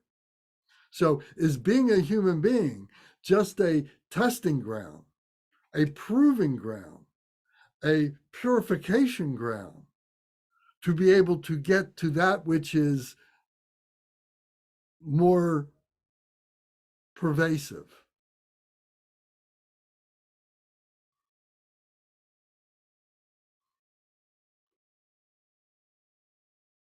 What do you think of that?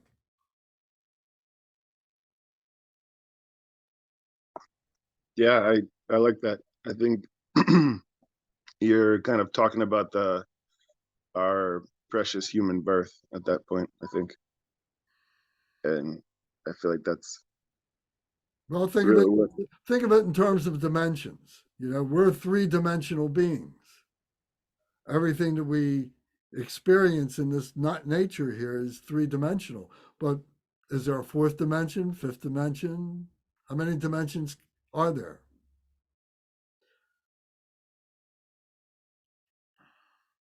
You know, we're viewing the space outside. When we look up at the sky, we're viewing it from a very myopic point of view, aren't we?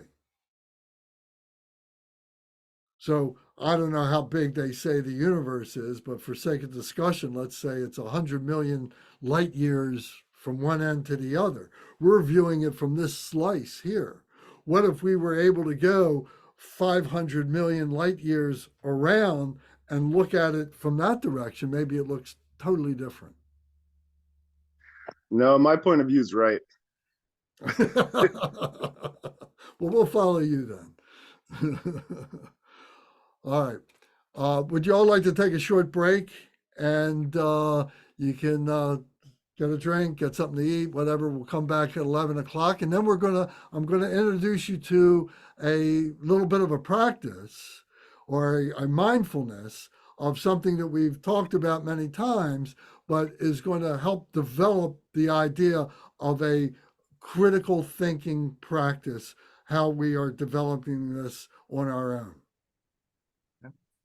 All right. Sounds good. Then my dojo. So we'll come back at 11 o'clock. That's good. Okay. Does everybody have your prayer book? Because we're going to need that for this next segment when we come back. Got it. Okay. Thank you. See you soon. Thank Gonna you. live this on, Lance.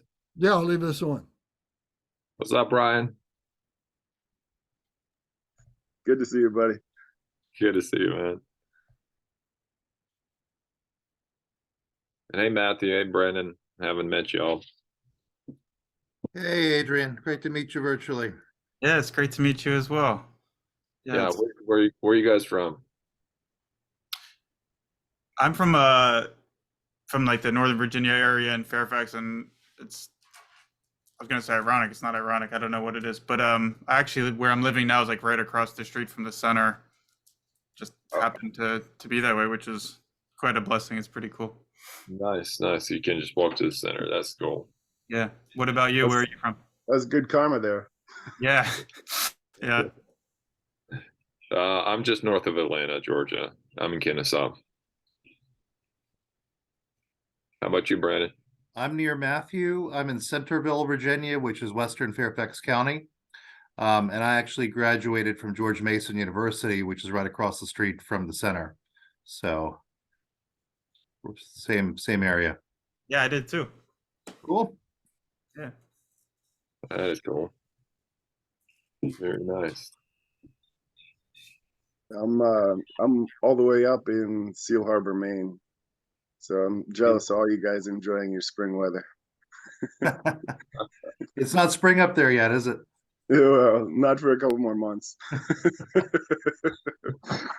Spring in Northern Virginia is really something special. Well, cherry blossoms are out, but it's 40s and windy today. So Okay. Yeah. But it's nice to meet you guys too. virtually also. Yeah, you too. Yeah, it's cool for me to be able to connect with you all too, because most of my time involved with Buddhism, I haven't like had people to talk to it about, to be honest. Like I've been in different centers here and there, but it's like I know anyone in my life who's interested in this. It's just so it's really cool for me. But Yeah. Sang is important. Yeah, that's been a big thing missing for me. Yeah. What's up, Zara? Hi, Adrian. I heard your voice, so I came back over and unvideoed myself just so I could see your face. How are you? Oh, doing great, doing great. I'm about to grab something to eat. It's my second. How's John doing? John? Your in-law, your father-in-law. Oh, he's doing great. He recovered great. We drove home the same day, and he was back at work the very next day. Oh gosh, awesome. I know. He's tough as nails. Good. Right. Yeah. So I'm glad to see you on here. It's good to see your face. thank you. Thank you, Zara. Same thing. I'll see you. I know You've you're been gonna get gone some for a lunch. long time. Yeah. Oh, Gary's back. He has been gone a long time. Yeah. Gary. Yeah, I've been checking on a lot of my family. I'm a native of Arkansas. Oh, And, nice. and everyone's all right, but my hometown of North Little Rock has just been smashed. Oh my gosh. I'm looking at it. I mean, it's on the national news, and I just don't know what to say. I look at places that I've been there are just absolutely unrecognizable. Oh man. And then, of course, tornadoes are a way of life down there. Right. Yeah. And it's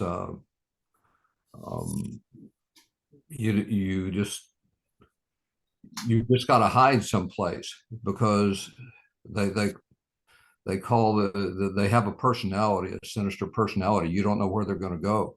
They can go by you and turn around and come back. I was fortunate, that I never got caught in one. But when I was working in the Congress, and I've been in that little town of Wynn that was, if you watch the news, that was utterly destroyed because I worked for the congressman who had that town in his district. And those structures, those buildings couldn't stand up under that. Not that anything really could. I mean, it takes a fortress to stand up under that type of onslaught. But I've been getting reports in from people at home who's all right and who was affected. To not have the same, cycles that we have here living closer to the equator. So that's a very good point. It does play with your mind, though.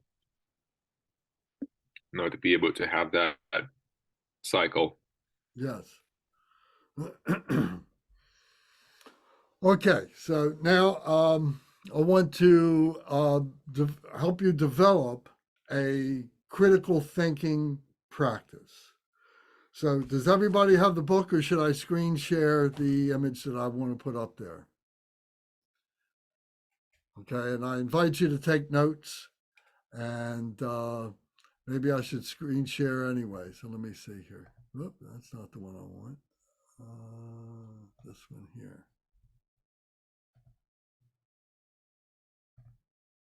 Hello.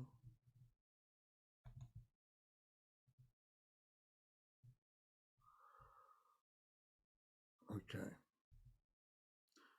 So when we talk about the Four Noble Truths, the Four Noble Truths need to be contemplated, need to be thought about, need to be developed. Just reading them, that all life has suffering, that the cause of suffering is desire, grasping, that we created this life for ourselves. We created this suffering. We wanted this suffering. The choice was that we were in the bardo of reality before we were born. And this bardo of reality is just what it sounds like, the bardo of reality of being in the presence of that space, being unattached to anything. And if we're not able to maintain that freedom, we want to have a body. We want to have a physical aspect to our lives again. It's so the Bardo Todal, the Tibetan Book of the Dead is the popular name, but the true name of it, Bardo Todal, is the Bardo of the great liberation in the intermediate state, the great liberation by hearing. The great liberation by hearing in the intermediate states. So we have the state of living, which we're in now. And in this state of living, we have dreams and we have meditation. So these three, there's 6 Bardo states. Then we die. So that's the Bardo of death. And then the Bardo of reality, where we're in that afterlife that is talked about by so many different people. This afterlife, what is that? This Bardo of reality. But then if you're not able to maintain that Bardo of reality, you're not stable in that, then we want to become again. We want to have a body. We want to have a life. We want to have something that the ego can attach to, because we're not free enough to be able to remain in that bardo of reality. So we start moving toward something, and what is it that is moving us toward that is our karma. It's our karma that is saying, oh, you are this, you are that. You have done this, you have done that. These are the results, these are the seeds, and you want them to be planted and to come up again. So therefore, you're moving towards being born again. And that's the 5th bardo. And then the 6th bardo is actually being reborn again. Being reborn into whatever form, whatever kind of life that we have, and so on. So in our case, it's when our spirit, if we can use that example, is coming together with the sperm and the egg of our mother and father. And then we become a zygote and all the rest in the womb, and then we become born and so on like that. So we're bringing all that baggage with us. We're bringing all that bardo stuff that we weren't able to let be free. We're now bringing with us to manifest again, because we weren't able to let it go. So we manifest as that. So what we're trying to do is to learn how to let things go in this life. This is the bardo of living. As I said, in the bardo of living, we have the bardo of dreams and we have the bardo of meditation. The bardo of dreams is involuntary for the most part. We have no control over it. A very developed yogi would have some degree of control over it. But for us ordinary beings, we have no control. And so what happens? We go through these periods of our sleep time where we are going through emotional confusion. We're replaying what happened yesterday, or we're playing what possibly may be coming up. What our emotional mind is going through is the early part of our dream cycle. And then we go into this very deep cycle where it is like a window into that bardo of reality. And it's very symbolic. We don't know what things mean. Things don't mean obviously what we think they mean. And then there's people that, go and try and explain this to us and so on, have psychotherapy and all this kind of stuff, but then there's this spiritual psychotherapy that it means this, that, and the other thing and so on. But generally, this is all just involuntary, a window into that other side of life, that bardo of reality. So that's involuntary. The next one is the bardo of dreaming, or the bardo of meditation. The bardo of meditation is completely voluntary, completely controlled. We control the meditation. And we need to learn how to do that. And the meditation takes us through the different parts of the 6 bardos. So we're in the bardo of living. We sit down on the cushion.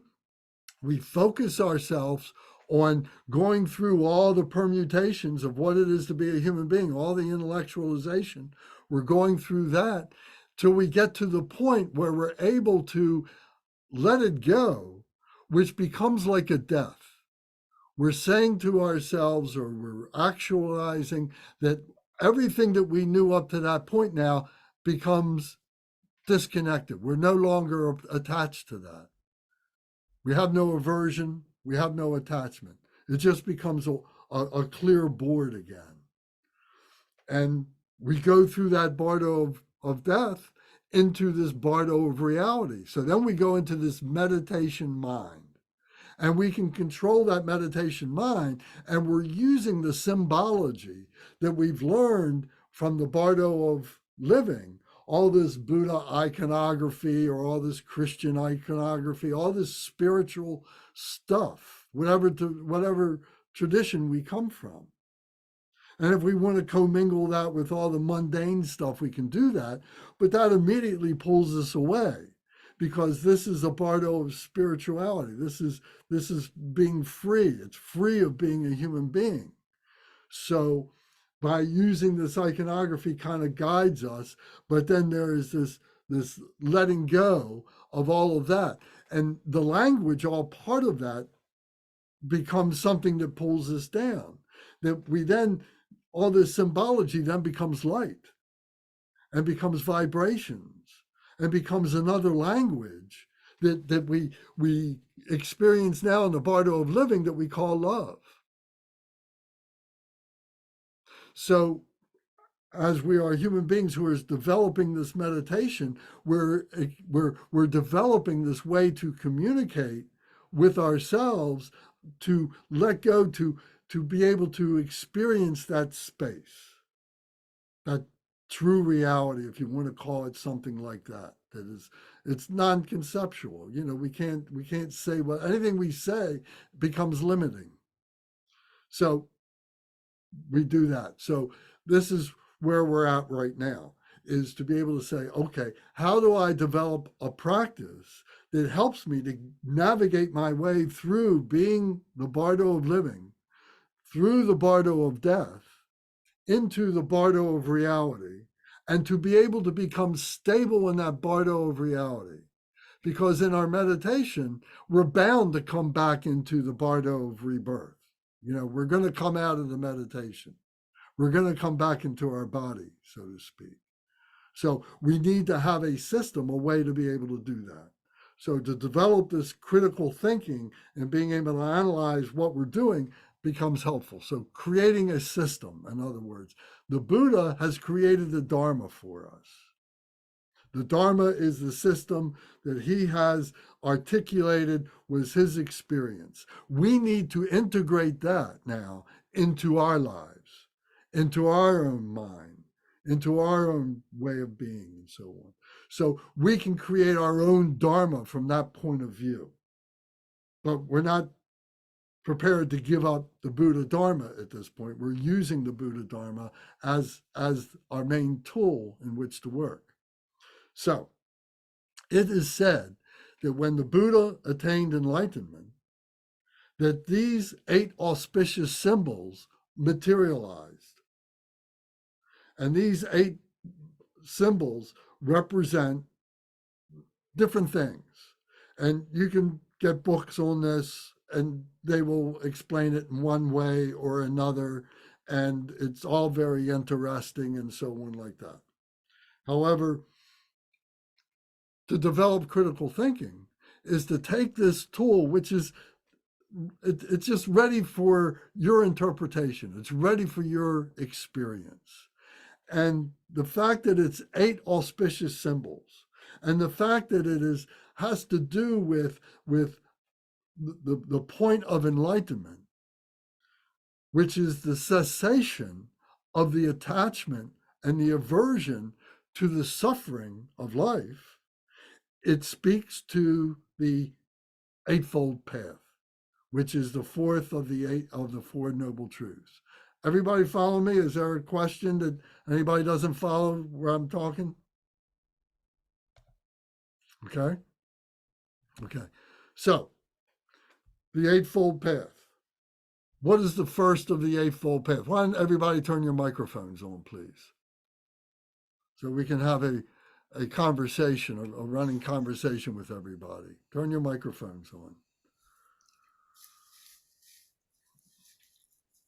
Okay, so what is the Eightfold Path? Would somebody tell me what the first of the Eightfold Path is? Right view. Right view. Okay, thank you. What do you think right view means? What does it mean to you? What is the right view?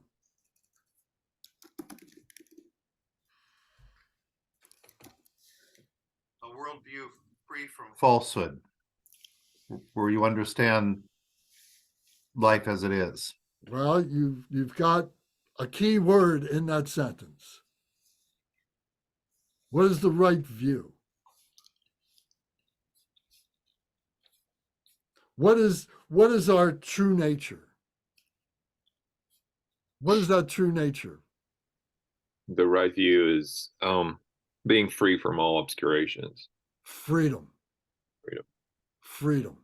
That this true nature is being free.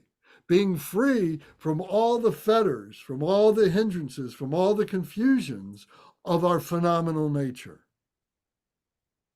that is all experienced through our mind.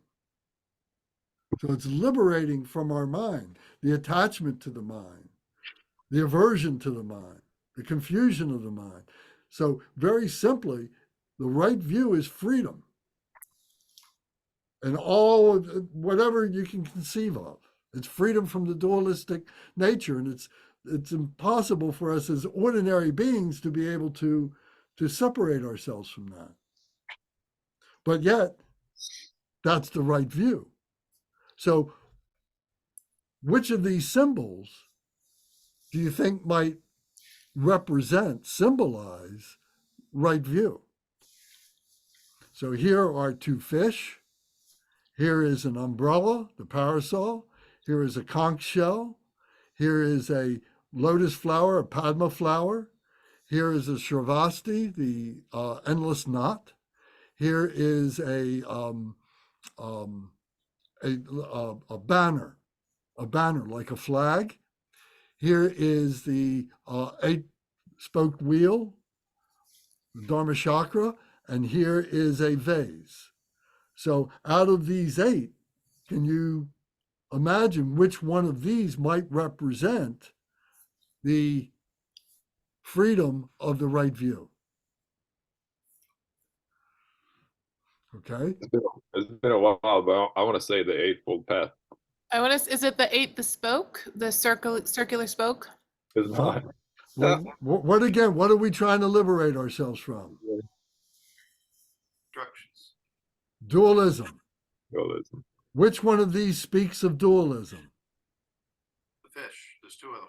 The fish. The 2 fish. Yes, Oh, yeah. the 2 fish. Pisces. And the 2 fish, whoops. I don't know if I can't, let me see if I can make this a little bigger. Well, you guys probably have it all in front of you and you could be making notes.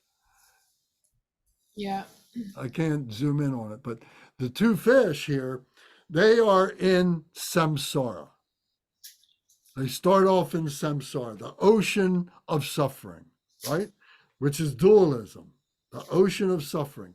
And these fish, they have very, very fine feathers on their backs. If you could see the image closer and you could see other illustrations of this, they always have their fins are very feather-like. And so what it represents is these two fish, this dualism is jumping out of the ocean of suffering, out of the ocean, out of the water, into the atmosphere above, into the nirvana, leaping themselves into freedom. Is the symbolism there. So this freedom of the perfect view, of the right view, is the two fish. So this is what we're trying to do. So then the second of the Eightfold Path is the right resolve. The right resolve. And if you have resolve, if you are, you have a conviction that you're going to do something, that it is powerful and it is resistant to any kind of change.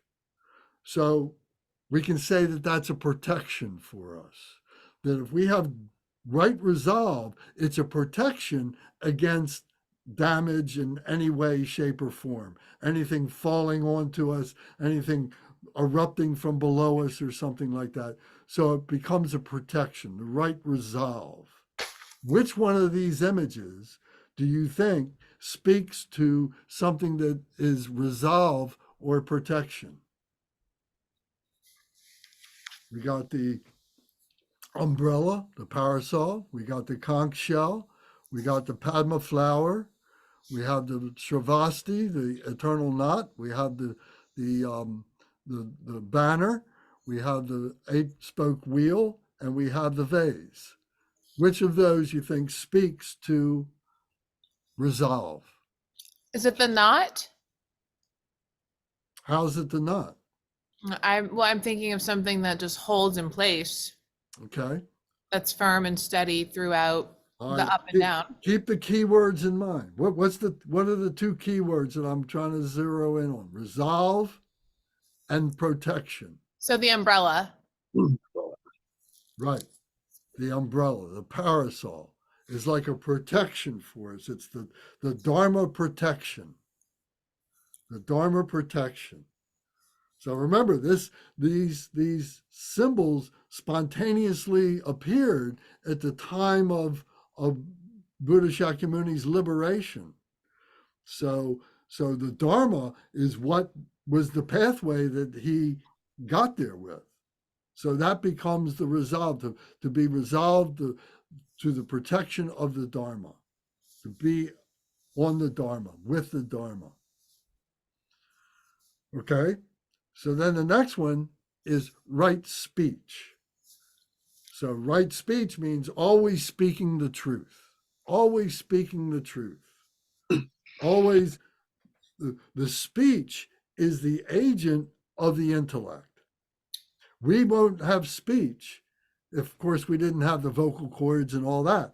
But the speech is the actualization, is what thoughts you have in your brain coming out, being actualized. So it's like action, So which of these do you think is the connotation of right speech? The conch shell for sure. So pronouncing truth. Yes, the conch shell. So it's making a sound, and that sound is recognized as truth. Here it is. Here I am. Here is the Dharma. Here is freedom. Here I am. If we always speak the truth, then we are staying on the path. If we start lying and creating all these different negativities and confusion, we're losing our way. So we fall off of the symbols. There's no symbol for that. So the right speech, we're always speaking the truth. Now, if we don't know something, we have to confess and say, I don't know. And that's okay. It's still the truth, isn't it? Mm-hmm. But if we create some kind of a story about what we think this is, or then we're creating a lie, and then we begin to follow the lie, and that's really not speaking the truth. Okay? So does anybody know what the fourth of the Eightfold Path is? The right action. Well, right conduct, right behavior, right conduct. Yes. So which of these do you think speaks to right conduct or right speech? Excuse me, right behavior or right action?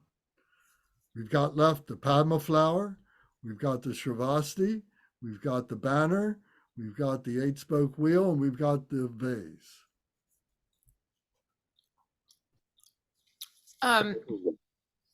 Go ahead, Zara. Sorry, I was gonna say it's either the flower or the wheel. Okay. Ugh, Anybody want to zero in on that? Which do you Adrian? think it is? I I want think to.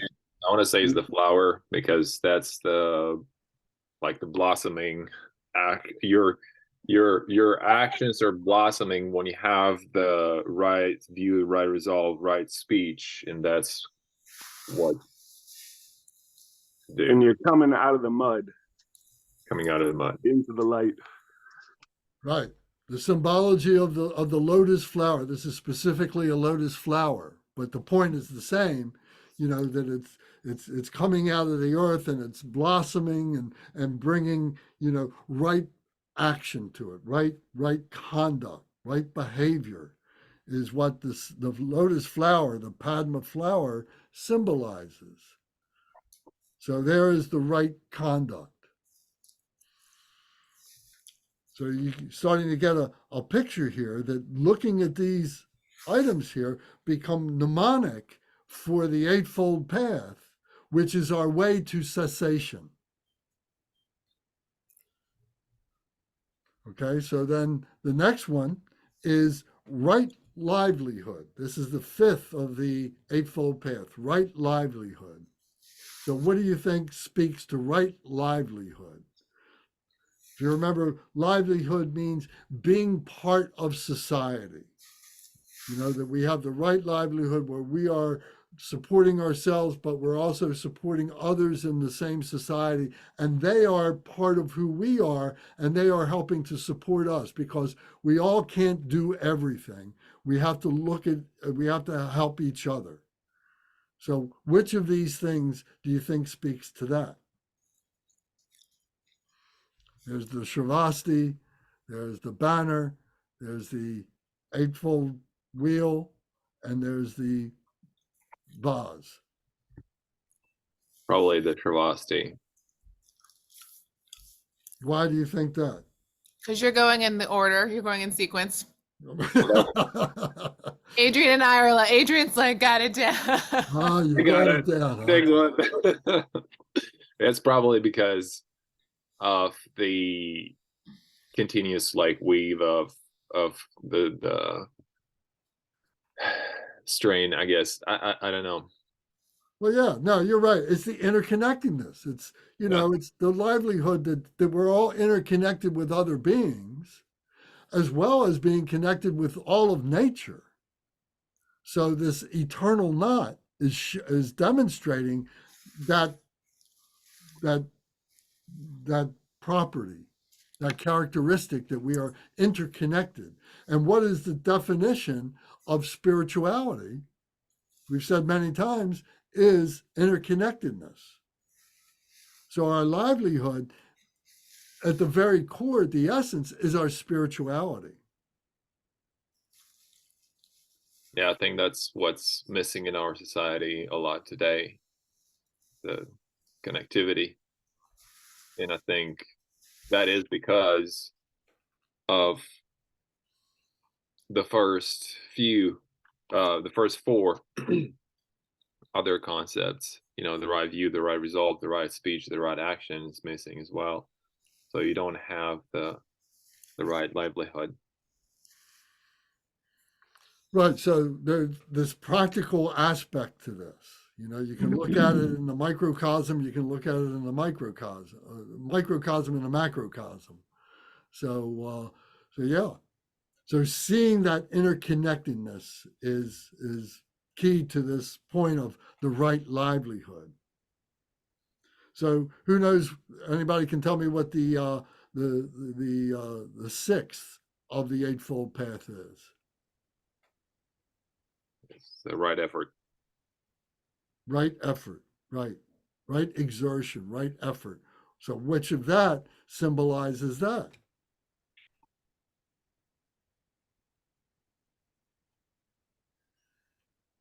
That'll be the banner. Okay. Does anybody can tell who agrees with that, and can you tell me what the banner represents then?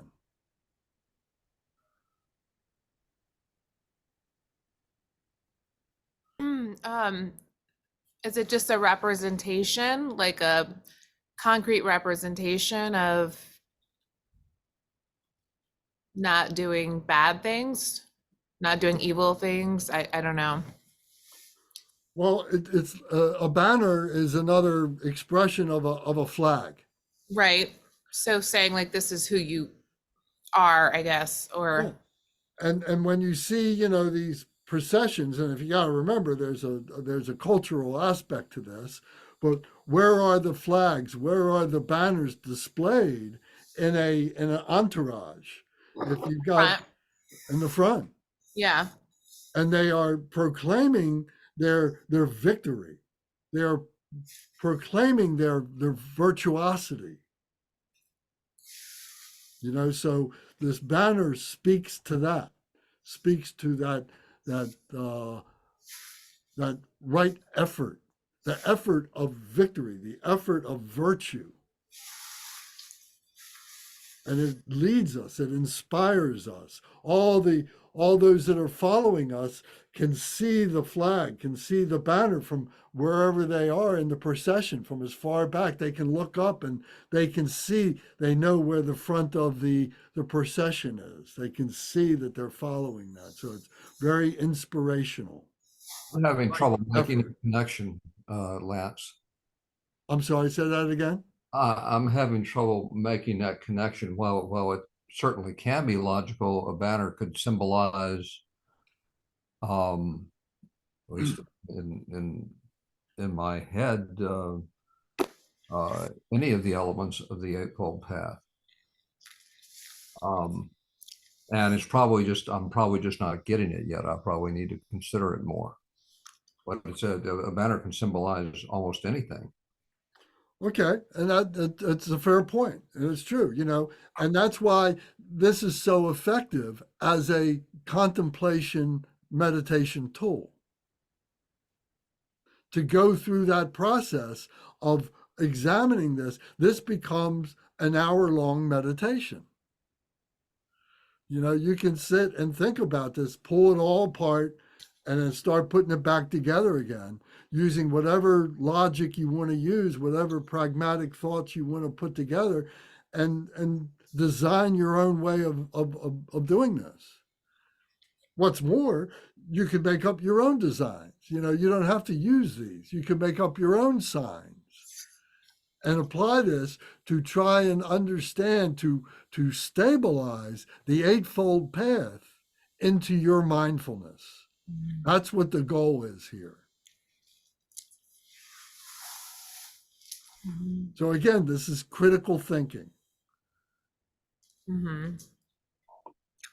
We're all middle-aged senior people here, and we may have thought, wow, my education days are long behind me. I got my career, I'm working at this, I don't need to do that kind of stuff anymore. But now we're embarked on this whole process of changing ourselves into being complete human beings, and we have to purify our education. We have to add some education. We have to transform the way that we've been thinking and behaving, etc. We're looking at things from different points of view now. We've always been looking at it as an ordinary human being. Now we have to look at it as a bodhisattva. Now we have to see if we can look at it as a Buddha. We've been looking at it as a Mara. Mm-hmm. as a demon? Who's been causing the suffering?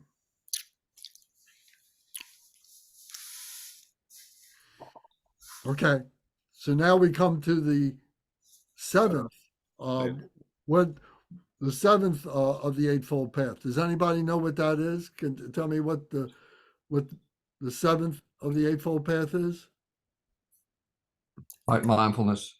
Right mindfulness. Yes. Adrian has a question or statement. Oh, I just wanted to go back to the right effort and the manner.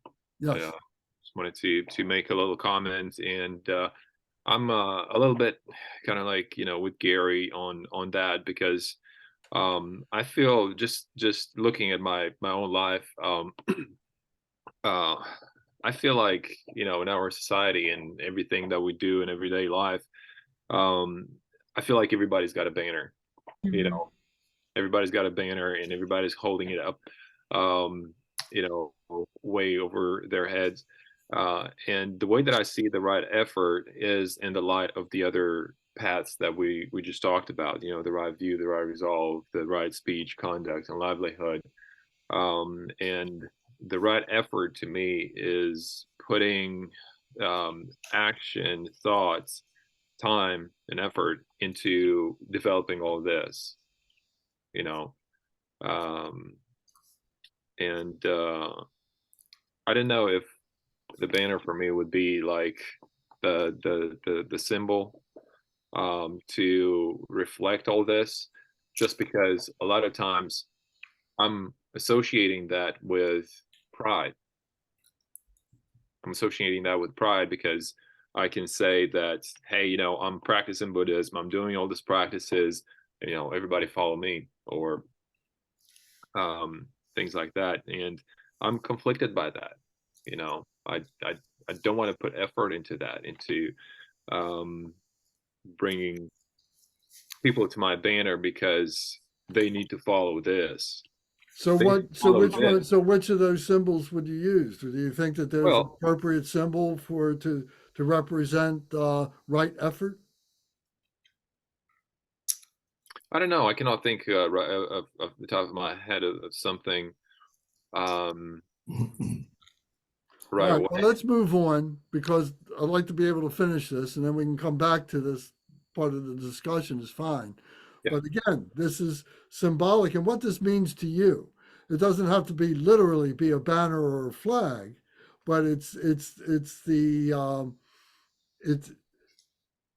effort that we are putting forth for the benefit of enlightenment for other beings.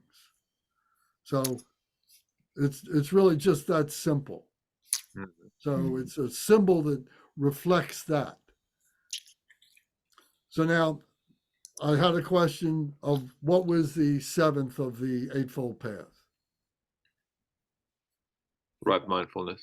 Right mindfulness. So what do you think symbolizes right mindfulness? Mindfulness. Right. Spoke. The Dharma wheel.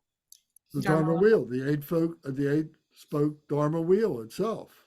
So it's the Dharma, and all the different ways in which the Dharma is able for us to be able to intellectualize who we are, what we are, how we got here, and why we are here. And so that chakra wheel is what represents that. And the chakra wheel is turning. It's always changing. And we have to recognize that part of the human condition, the positive, virtuous human condition, is change. We have to allow ourselves to have that change. Now, there are certain things that we might accomplish, but they would become just protection for us. They would just become effortless for us to maintain those things. But then there are things that still might be stubborn things that we have to work on through the Eightfold Path, through the Dharma, that we can purify. What do you think of that? Mm-hmm. Does that make sense? Yeah, absolutely. Is this logical? Mm-hmm. So then finally we come to the eighth of the Eightfold Path, which is what?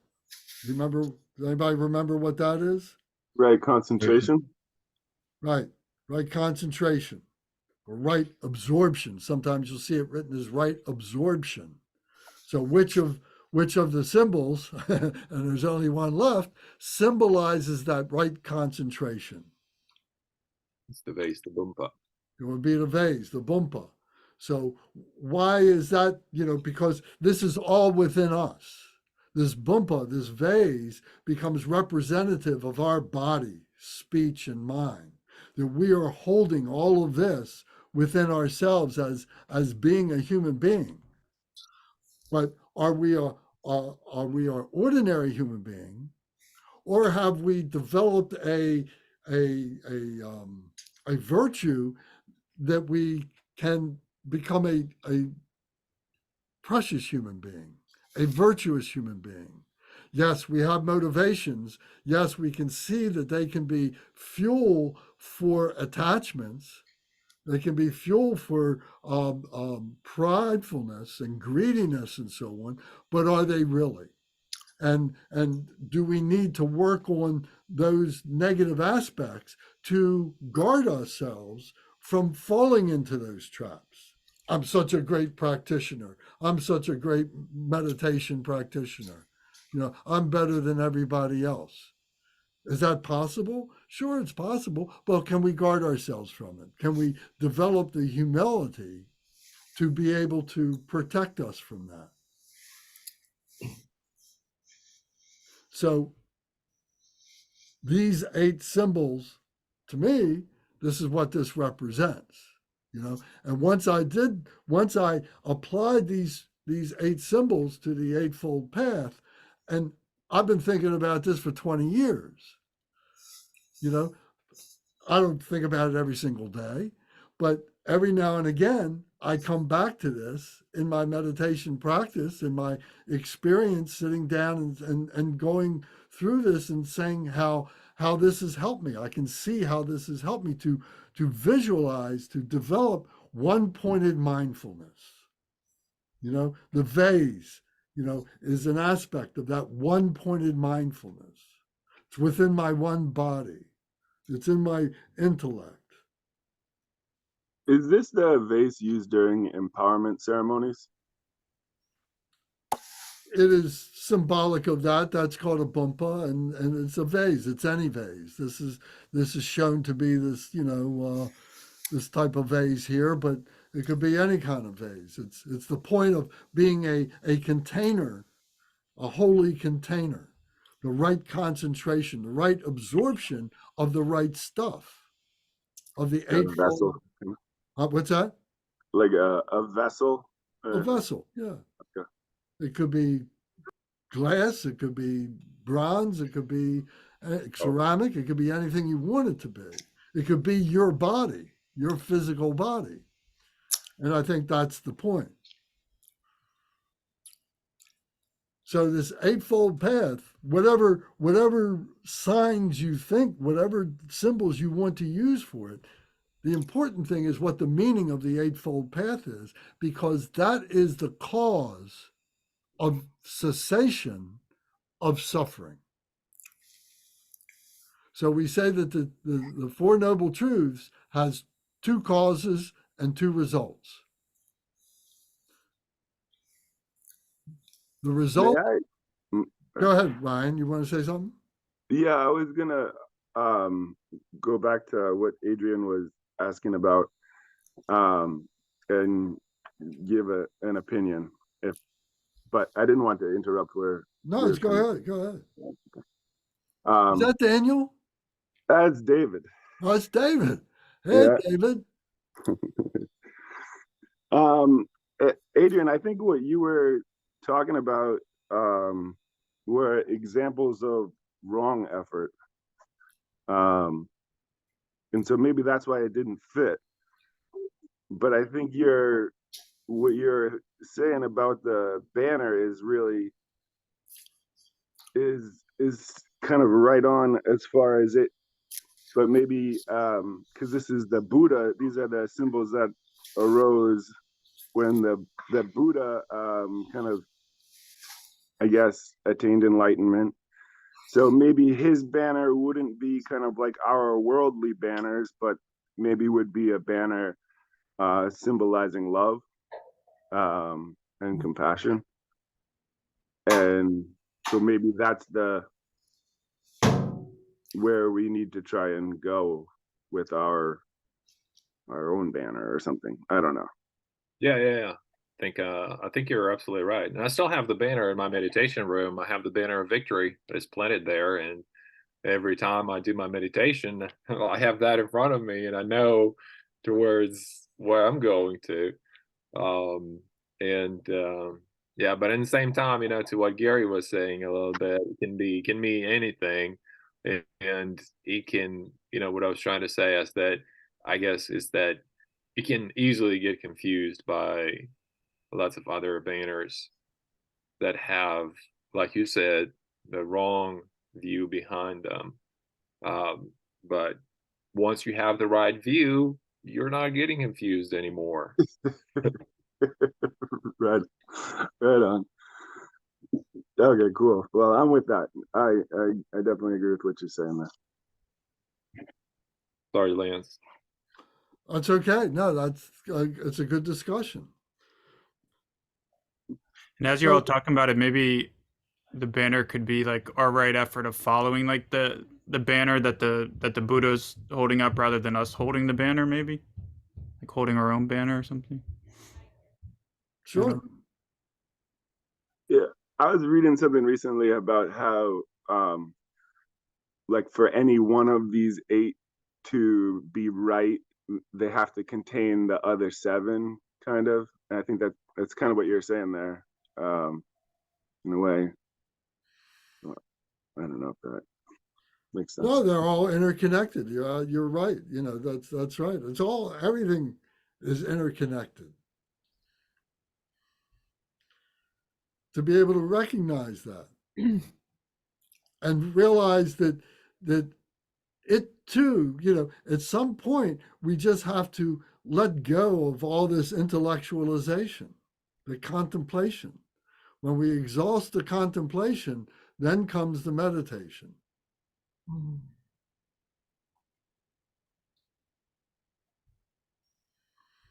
I think there's an interesting topic too that if it seems meaningful to other people, maybe we could come back to at some point and hear people's opinions of it. I'm sure it's not something we have time to get into today, but is like how much we can, not that there's anyone like setting rules for us, or should like tailor some of the teachings like to ourselves, which I think can be like a dangerous thing too, of like us trying to, but like one example I was thinking of sometimes with like the like compassion thing of like viewing people as like our mothers in a past life. For some reason it creates more of the visceral feeling for me. I have great relationships with my parents, but like if I view them as like my brothers and my sister, because I have like a big family and I'm very close to like my brothers and sisters, and for some reason that, I mean, that is a very small example, but I think an interesting thing to see like in the tradition how much we are, I'm just going to use the word allowed, but like that would still make sense of like changing little things or tailoring them ways that fit us. I could see it going both ways, being helpful or potentially leading us astray. But Well, that's a good point, and that is something that we are going to get into, the stages of meditation, and how we use those examples as focal points, as objects, to be able to purify whatever negativities we might have, confusions that we have about that. So yes, so that is part of the Dharma. That is part of the plan. That is part of what we're trying to present.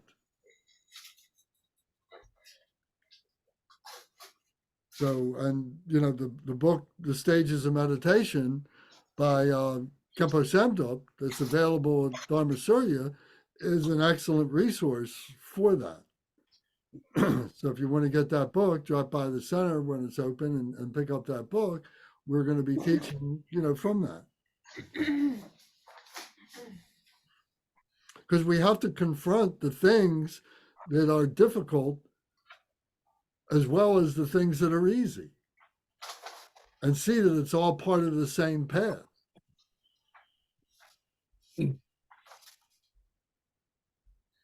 So it's our attitude that changes towards those negative things. Those negative things become positive things in the regard that we are able to bring them on the path and diffuse them. They no longer have that negative power over us.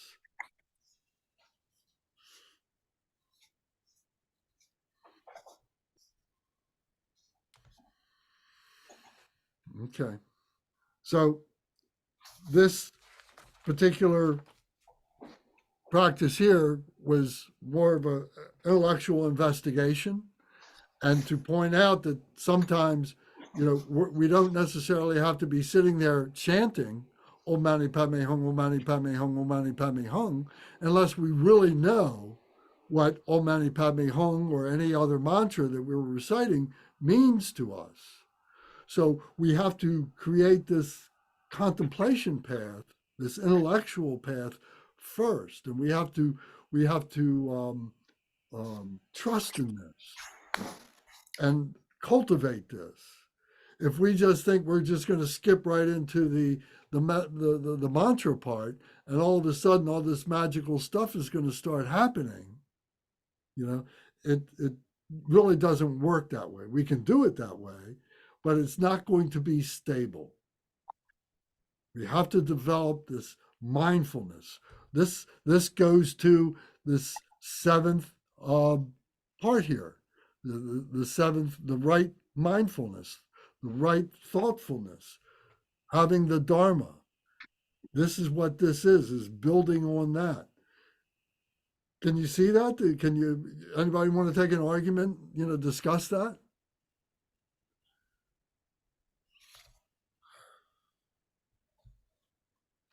No, I agree. I agree too, Lance. Yeah. So so this is all designed to give inspiration to develop your own practice, the importance of the practice.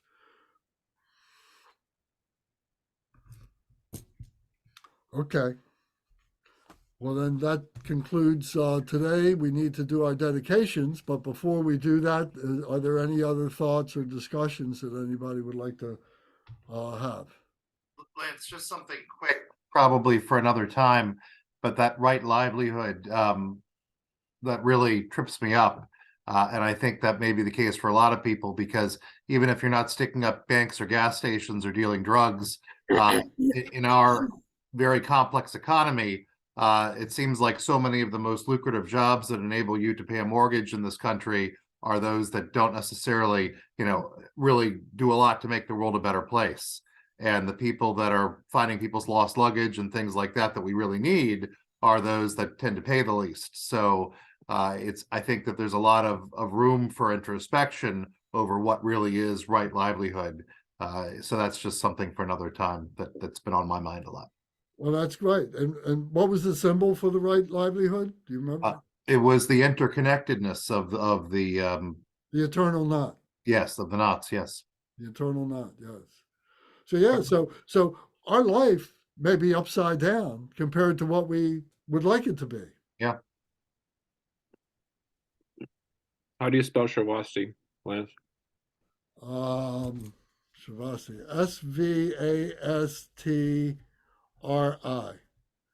So the Shavasti, the S would have a little dot below it to give that sh sound. Shavasti. I think both S's have that S under, or that dot under Shavasti. And of course, the swastika comes out of that. And there's an example of, somebody who co-opted what was a very pure symbol and co-opted it for very evil symbology, for their benefit. I like how you mentioned the easy things. Sometimes, like for myself, I often find the easy things to do that has to be on a regular basis and repetitive. That challenges my diligence. Yes. And I think Buddhism as a tradition offers great opportunity to grow in that, and Yes. that helps to settle and be make mind more manageable. So that's what gets in the way of doing boring and easy things, but they seem to be actually what also quite very effective, more than some exciting wild stuff that Yes. sometimes we get into meditation and you know there are advanced practices that's great, but other things are also important. Yes. Thank you. Do when you know, sometimes when you're studying, you know, and you're reading a book, you know, transformation of suffering book or joy, ornamental liberation, whatever book, and you may be sitting in a nice comfortable easy chair or something like that, you know, are you reading it, you know, a cursory reading just to go through and read all the words, or do you find yourself staying on one sentence or a paragraph or a page or something and having to read it over and over again? And you find that you exhaust, you know, whatever time you've allocated to do this, but you do it. And then afterwards, you kind of got this buzz, you know, that you really you kind of punctured something. You kind of broke through something, you know, a concept that was eluding you. You know, now it's beginning to take some kind of shape. You're beginning to understand intellectually, and maybe it's opening up your heart, and maybe that's where the buzz is coming from the heart. So I'm just making the point that reading a book, studying a book in that manner can be the meditation. That can be the transformative thing too.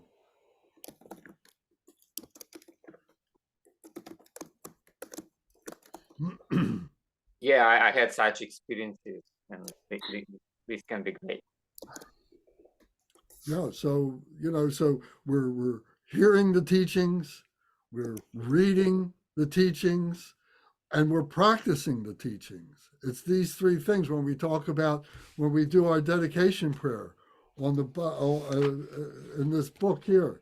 If you look on page 20, the dedication prayer, the last stanza, it says, "Continue and increase through study, practice, contemplation, and meditation until the end of samsara." So, are we talking about the end of samsara for everybody? Or are we talking about your end of samsara? Mm-hmm. It's impossible to change everybody else. We can't change any other one person, but we can change ourselves. And that's what we do. We change ourselves, and to whatever degree we can radiate those changes, that virtue, then that's what we do. That's the effortless way in which we help other beings.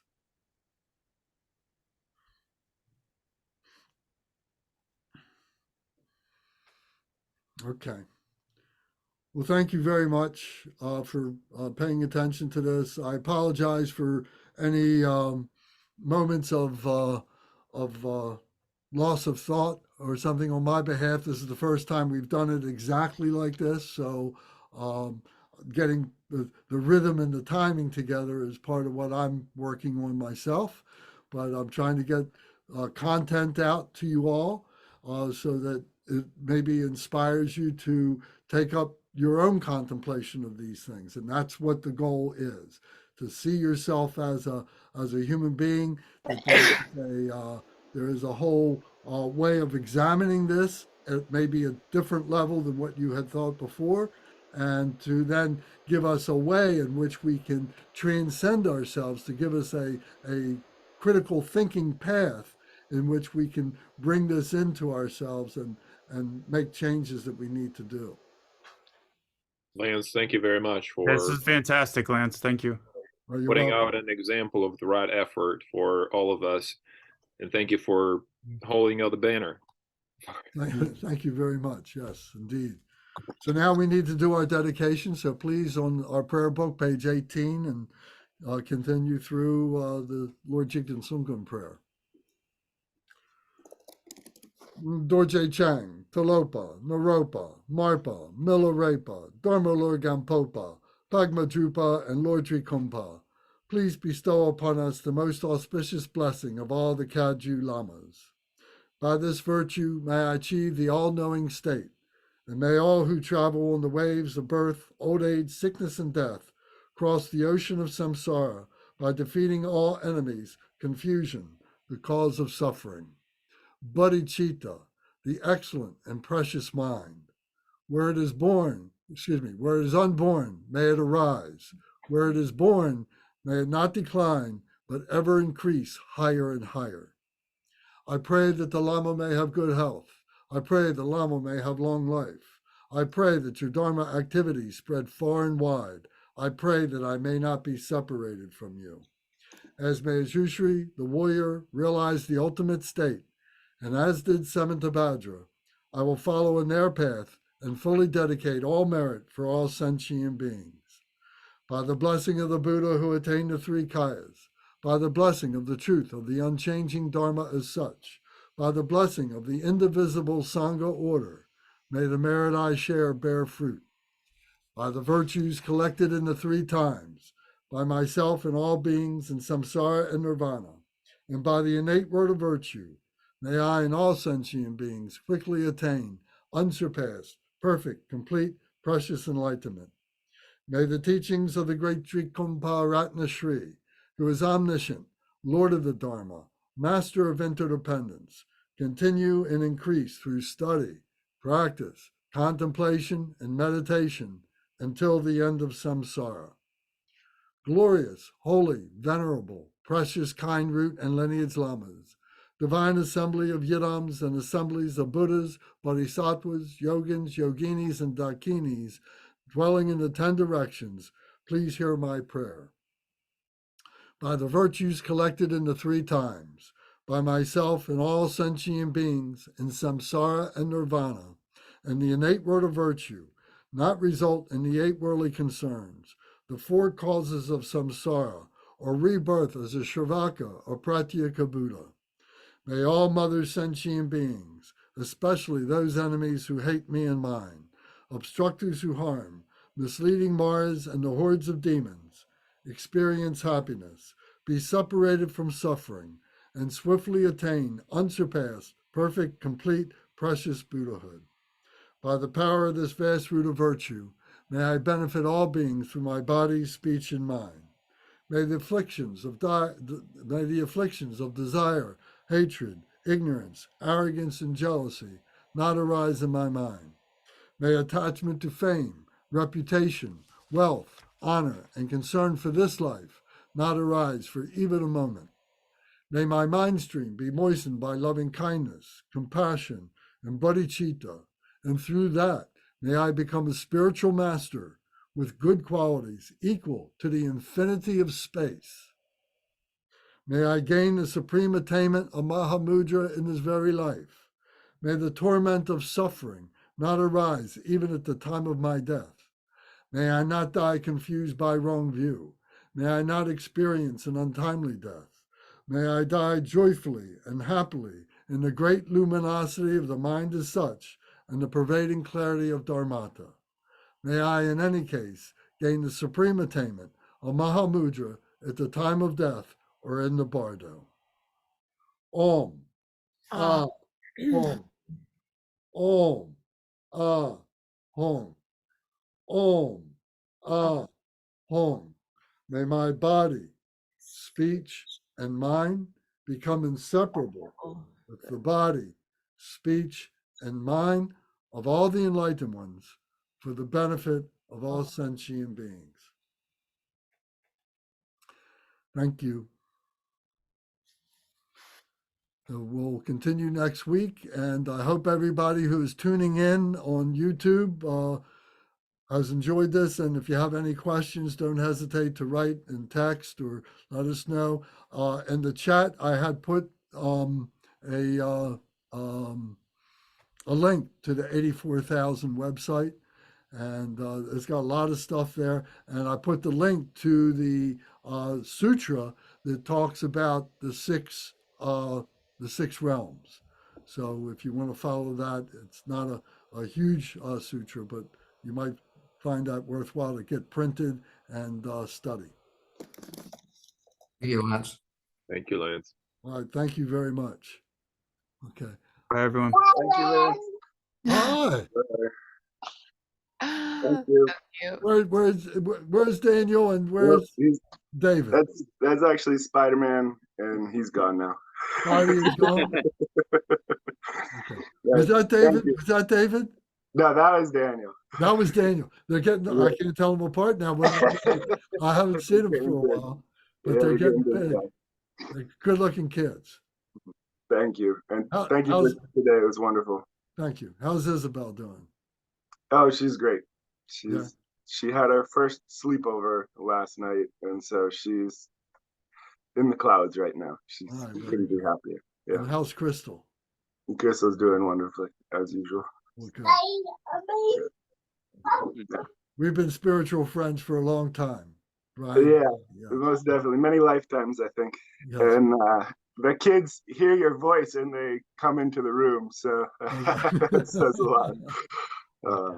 But nice to see you and be able to sit with you for a while today. All right. Well, thank you very much. Yeah, Okay. please, if you have opportunity, join our kids class, with Miss Lisa. We have great stories and children are very active in discussion. That's a good idea. It's on Ryan, if you can hear us, that there is a Garchin children's practice on Sundays. So Yeah, every other week or 2 weeks it's a every month. other week now. Yeah, 2 weeks a month, basically. Okay. So Well, I will forward when I get the email. I'll forward that to Ryan, and he can sign up and get on that list. Is Thank it you very much. 10 to 11? Is that right, Alex? Say again? Is it 10 to 11? Yeah, yes, usually. We sometimes go a little more, but yes. Yeah. Yeah. So will be in 2 weeks will be next one, I guess. Yeah. Your kids, Adrian, may be ready for that kind of thing. That might be a little elementary for them, but maybe not. So, Yeah. how Yeah. old's your son? He's about 10 now. He turned 11. He turned 11 in 11. February, and yeah, my daughter's about to turn 13. Right. It's just that at this time, my wife on Sunday they go to church. Oh, I see. Okay. Yeah. Well, that's good that they do that. Yes. Yeah. Yeah. Okay. Well, thank you, Adrian. It's good to have you with us in practice again and these talks. So that's good. Thank you. Thank you, Lance. I really appreciate what you do. Yeah, you and Zara have brought several people into our group, so that's great. That's great. And